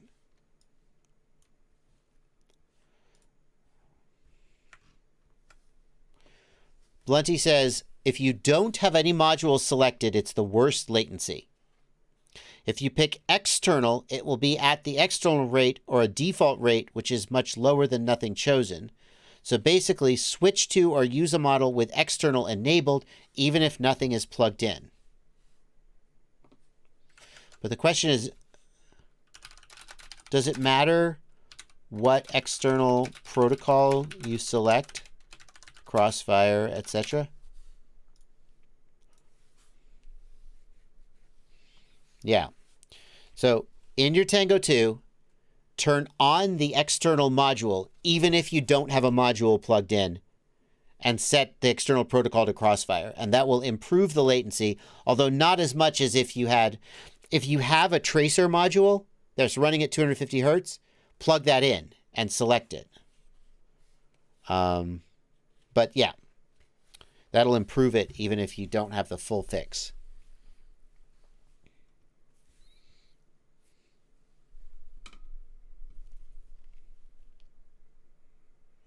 Yeah, Blunty says nobody is 100% sure what the actual effect is because Captain Bry, who was working on this issue, just fixed it in EdgeTX. And then the fact that FreedomTX can't implement the fix because it doesn't run EdgeTX is like, well, that's not Bry's fault. Yeah, that only applies to the Tango 2 and the Mambo. If you have any radio that can run EdgeTX, just install EdgeTX. And then it fixes the USB joystick latency bug completely. And it's a big difference. It's a big difference, and you can really feel it. So just use EdgeTX. The only reason we're talking about the Tango and the Mambo is because they can't run EdgeTX yet. Anyway. All right. Thank you, Blunty.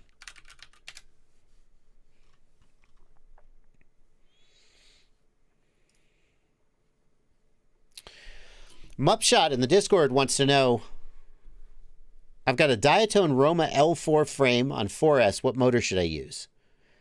Available motors are, wait, L4. So this is a 4-inch, right? Mupshot, 4-inch? You're going 4-inch freestyle. Available motors are 2208 1950 kV. Too big for 4-inch. Way overkill for 4-inch. Do not.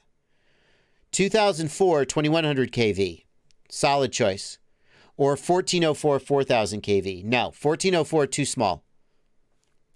4-inch long range?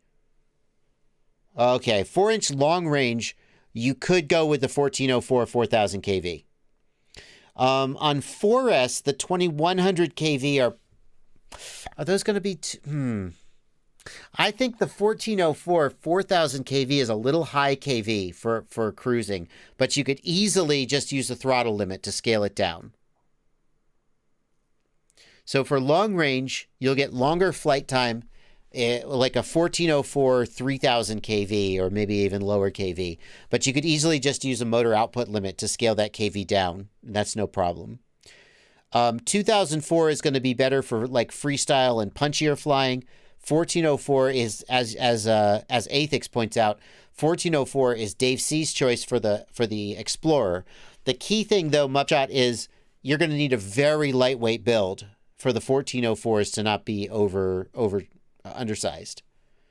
So as long as you make sure the weight is on par with an Explorer, a Dave C Explorer, then you could be okay with the 1404s. If you don't care about the 250 gram limit, the 2004s would be a fine choice. The 2004s could get in under 250 grams. They're going to add weight.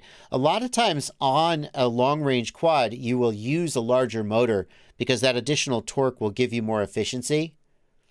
So I'm not actually 100% sure you're going to get shorter flight time on the 2004s. But I think most people would steer you towards the 1404 for long-range build.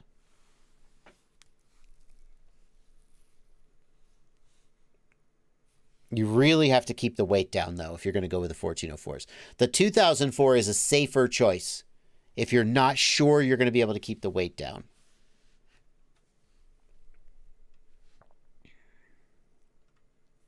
FPV Dartian, thank you for 5 New Zealand dollars.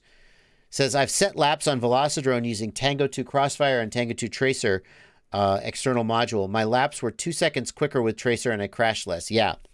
So on the Tango, the latency of the USB joystick connection is going to depend on the speed of the external module. So you want to enable Crossfire as an external module. And if you actually have a Tracer or a Crossfire or an ExpressLRS module, plug it in, even though you're not using it. And that'll reduce the latency. It's a weird bug, but there you go. Is sub 250 5-inch still a thing? Asks Phantom FPV. It is. I mean, in fact, look what I have right here behind me. Look at this. Rotor Riot Outlaw. Oh man, this video is going to get so much attention. FPV grudge match. Rotor Riot Outlaw versus Umagod 250. Rotor Riot versus Umagod. There's a title that's going to get some attention, right? Where did that come from? A little rubber band here. Huh. Oh, that's interesting. Yeah. Sub 250 5-inch. There's something to it. There's something to it. You give up some durability, but you definitely get back some performance.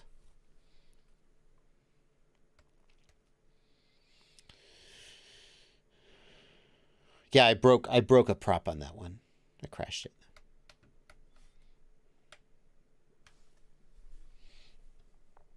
Zeno a Tree, thank you for a $5 super chat. Armatan Marmot or 5-inch Apex for a tough frame for chasing cars and bandos? Apex all the way. Yeah, I mean, between those two, Apex all the way. I would have said that 5-inch sub 250 is pointless. The main reason I said that was durability. And I feel like the durability question has mostly been solved. And then I would have said the disc loading is too low and the quads are too floaty. But the flip side is definitely that there is a lot of performance you get back by going with those bigger props.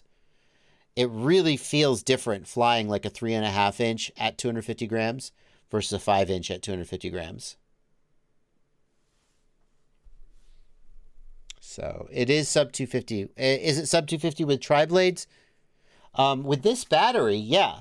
With this battery, it comes in at like 225, I think. I mean, I should just weigh it and find out, but I'm not going to do that because F you.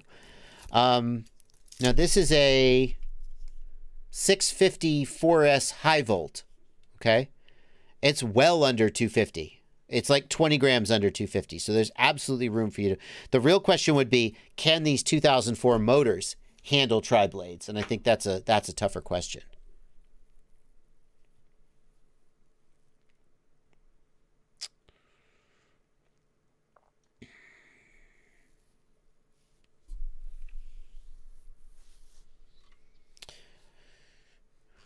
Mupshot's looking forward to my baby ape review. Yeah, there's going to be a delay on that Mupshot because the camera is so bad.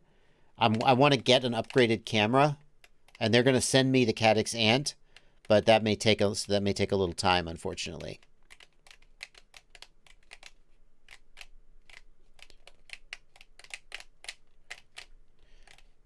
What's better about the Apex? I just think the Apex is a more refined design. I like the... I just think it's a better design. It is very, very good resonance characteristics. Say what you will about the Armatan frames. There have always been questions about their resonance characteristics. Well, that's a strong statement. It's not as strong as it could be. There definitively are resonance peaks on the Armatan frames that don't exist on the Apex. That's just a fact. Now, those resonance peaks don't affect every single person who flies them. Many people fly those frames and love them, but the Apex is overall it's a more solid design. The big thing about the Apex is the price. The Armatan frames come with a lifetime warranty. The Apex does not come with a lifetime warranty. But if you just asked me to pick one or the other, I'd take the Apex.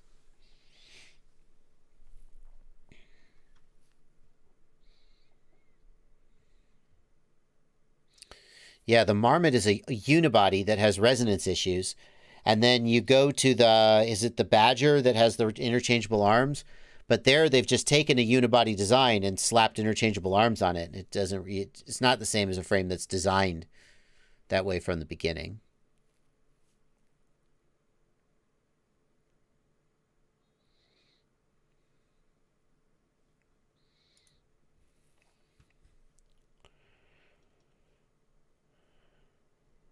I mean, to be fair, Chris Rosser also looked at the QAVS JB edition and concluded that it had resonance issues. There are lots of frames out there that have resonance peaks, and people fly them and enjoy them.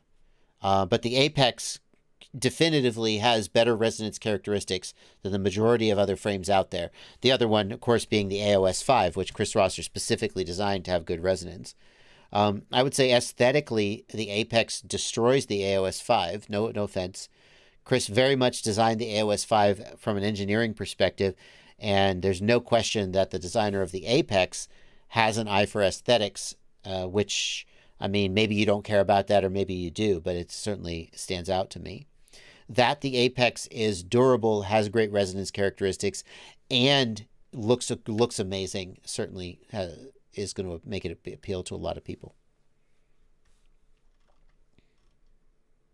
I like the look of the QAVS. Thank you, Phantom FPV. That's kind of you to say. I do like the look of the QAVS. I mean, you might ask, well, why didn't I just, if you love the Apex so much, why is the QAVS your signature frame? Well, I wanted a frame. I really liked the way that the arm design is on the QAVS, and was really excited to be able to work with Ryan Harrell, the designer. And I was excited to be able to sort of put my touch on it in a way that I wouldn't have been if I was working with, because obviously Apex basically is Steel's baby. And if I came and said, you know, I like this Apex, but there are a few things I'd like to change, I don't feel like I would have gotten a very, I mean, I don't know, but I don't feel like I would have gotten a very warm reception. Whereas when I reach out to Ryan Harrell and the guys over at Get a PV and say, hey, the QAVS is a good frame, there are a couple things about it I'd like to change. They're like, yeah, happy to work with you. So, yeah, I think it's a good frame.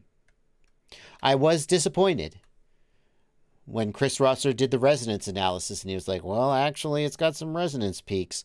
And, you know, you put some filtering on it and it still flies great. It's still a great frame. But I was like, oh, Chris Rosser's going to look at my frame. Oh, yeah. So it was not exceptional in that regard. I don't know what we could do to change that. I'm not sure how much it matters. That's the thing. You focus on this. Chris Rosser is very, very focused on this resonance issue. And I'm not sure how much of it is a case of when all you've got is a hammer, everything looks like a nail. Chris's specialty is this kind of analysis. So he looks at everything from the perspective of this kind of analysis. And that's not inherently wrong. But like all this time, we've been flying frames that Chris Rosser does this analysis on them and says, oh, they've got these problems.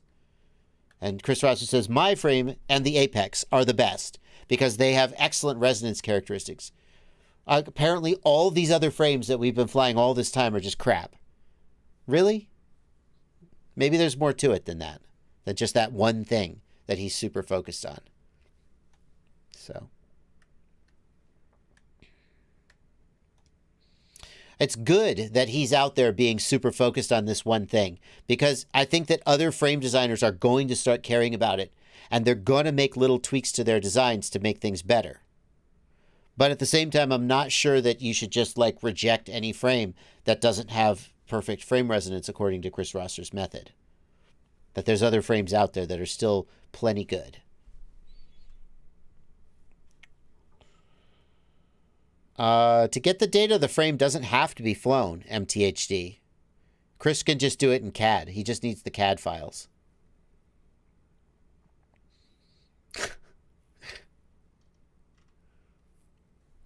Jeremy Luke, thank you for a $20 super chat. Hypothetically, if you made a spontaneous purchase while watching a Bardwell video and picked up a naked Vista Nebula Pro Nano, what type of drone would you build around it? The very next drone I'm most interested in building, Jeremy Luke, is a 3.5-inch AOS frame from Chris Rosser with shark bite. Am I going to put shark bite in it? I don't know about that. With FPV Cycle's 16mm motors. Those are the ones I'm most excited about. I'm not sure if I'm going to put shark bite in it or DJI. That's a tough one. I've been doing a lot of shark bites building right now. Shark bite builds lately. Maybe one or the other. Yeah, we'll have to see.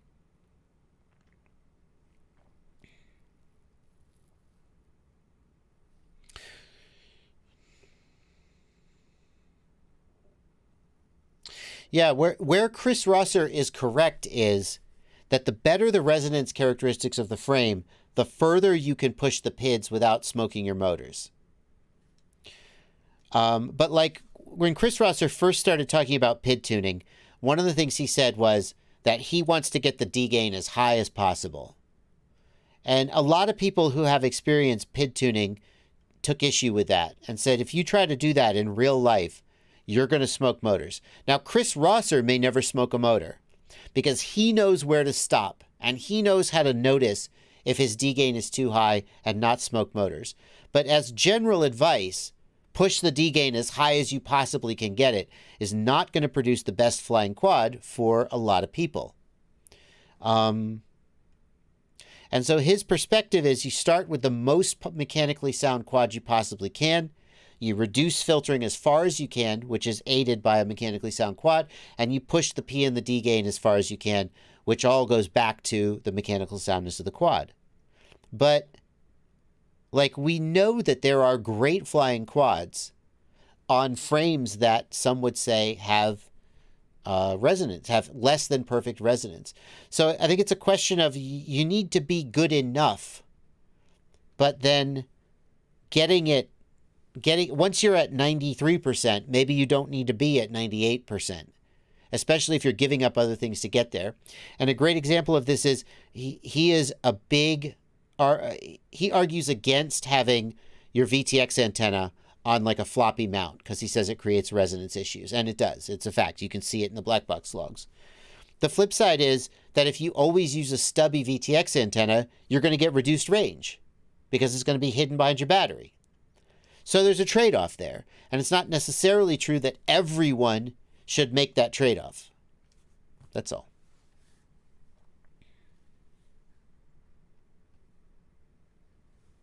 Yeah, Leo Ponce says, I'm a control engineer. High D-gain is not the best option just because you can. Right.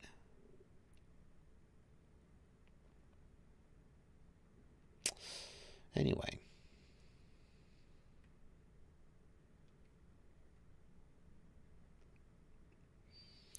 Marcin Samoicha is looking for a good video for rates. Marcin, I don't think I have a great video for setting rates. I think Chris Rosser does have a video about rates. Yeah, if you have experience with process control, and I certainly am not an expert on process control, but, you know, I did stay at a Holiday Inn Express last night, as they say. You know that the ideal way to get great step response is not to turn the P and the D gain up as high as you possibly can. A system with a system with an ideal PD balance may have good step response, but as you push the PD gain up, my impression is that the system becomes more fragile and it is more likely to enter a state of feedback oscillation or other bad things when weird shit happens. Whereas a system with high enough PD gain to keep the step response low, to keep the step response fast and accurate, but then no higher, means you end up with a more resilient system, is my take on it. A system that is more able to deal with like a bent prop or something without having to fly away. So you don't want to overtune the rig. You want to get it sharp. You want to get the step response fast and without too much overshoot. But you don't want to just keep pushing it and push it into that sort of fragile overtune territory where it can flip out.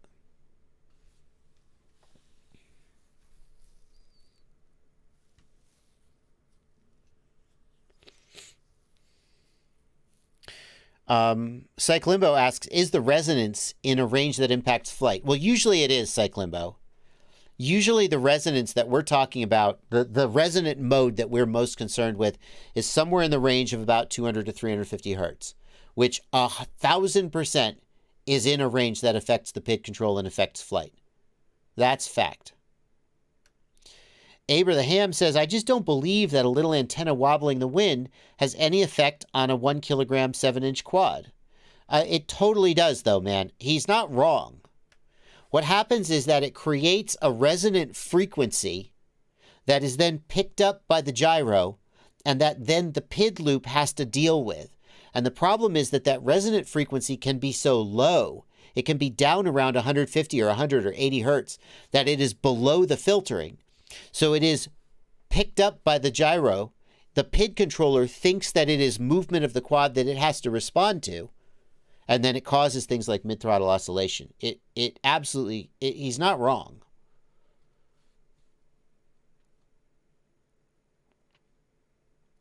He's not wrong. The issue is that it resonates, it vibrates like a reed. Not literally like a reed. But because it has a resonant frequency, it will create a buildup of energy at that frequency. And it will have an effect even on a 7-inch.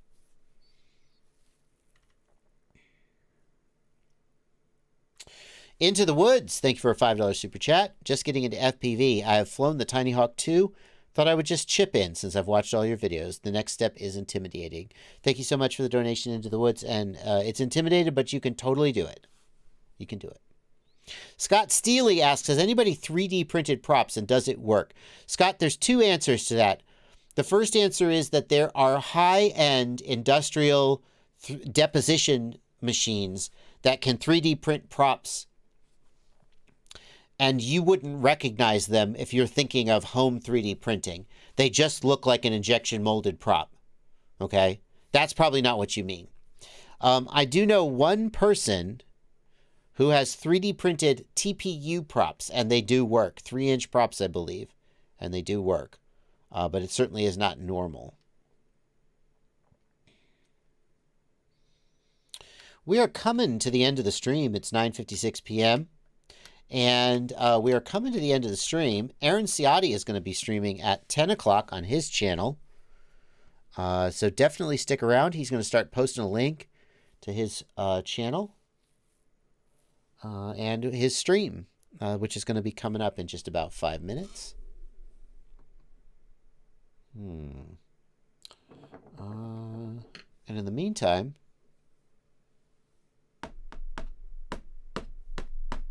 poke my monitor some more. Whoop,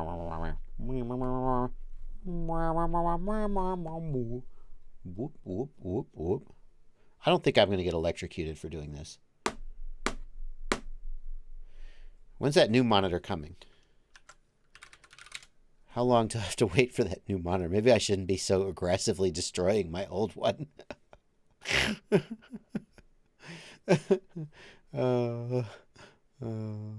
Where's my orders? Your orders.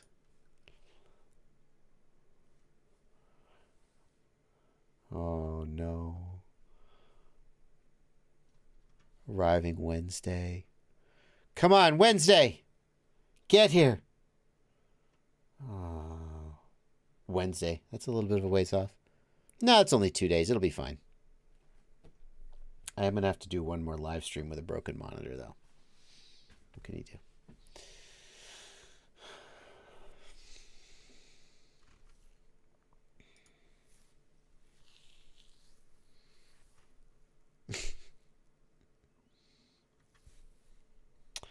ZFPV wants to know where I got my 3080. ZFPV, a friend of the family was going to buy a low-end gaming PC for her kid for Christmas.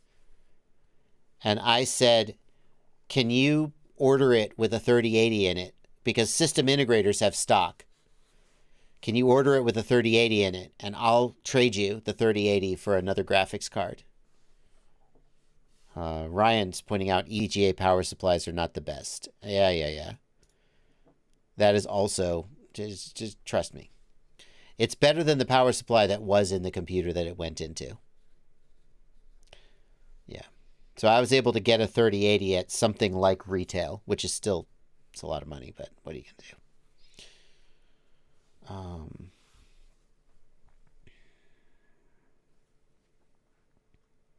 Yeah, that EVGA power supply is to run the 1080 that went in my kid's computer as part of the hand-me-down chain. Bad for life. You got a 3080 Ti at B&H Photo after 6 months of waiting. Nice. The Doom FPV, the 3060 does have more VRAM, but it's slower VRAM. The 3080 has less. I think the 3080 has DDR5 or something. The 3080 is a higher performing card, obviously, as you would expect. We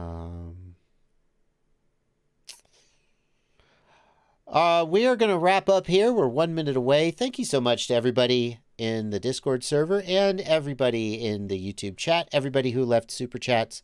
DDR6. Oh, there you go. See, shows you what I know. Thank you so much, everybody, coming out. It is 10 o'clock. I'm going to wrap up and let Siati, he's doing a full build giveaway, so definitely click over and watch his stream. Siati, had fun watching you play, what were you playing? Which racing game do you play, Siati? I had fun watching you race the other day. I didn't say anything on the chat, but I will see you guys tomorrow, 6 p.m. for the news and throughout the week. But that's going to do it for today, and I'll see you guys around. Happy flying, everybody.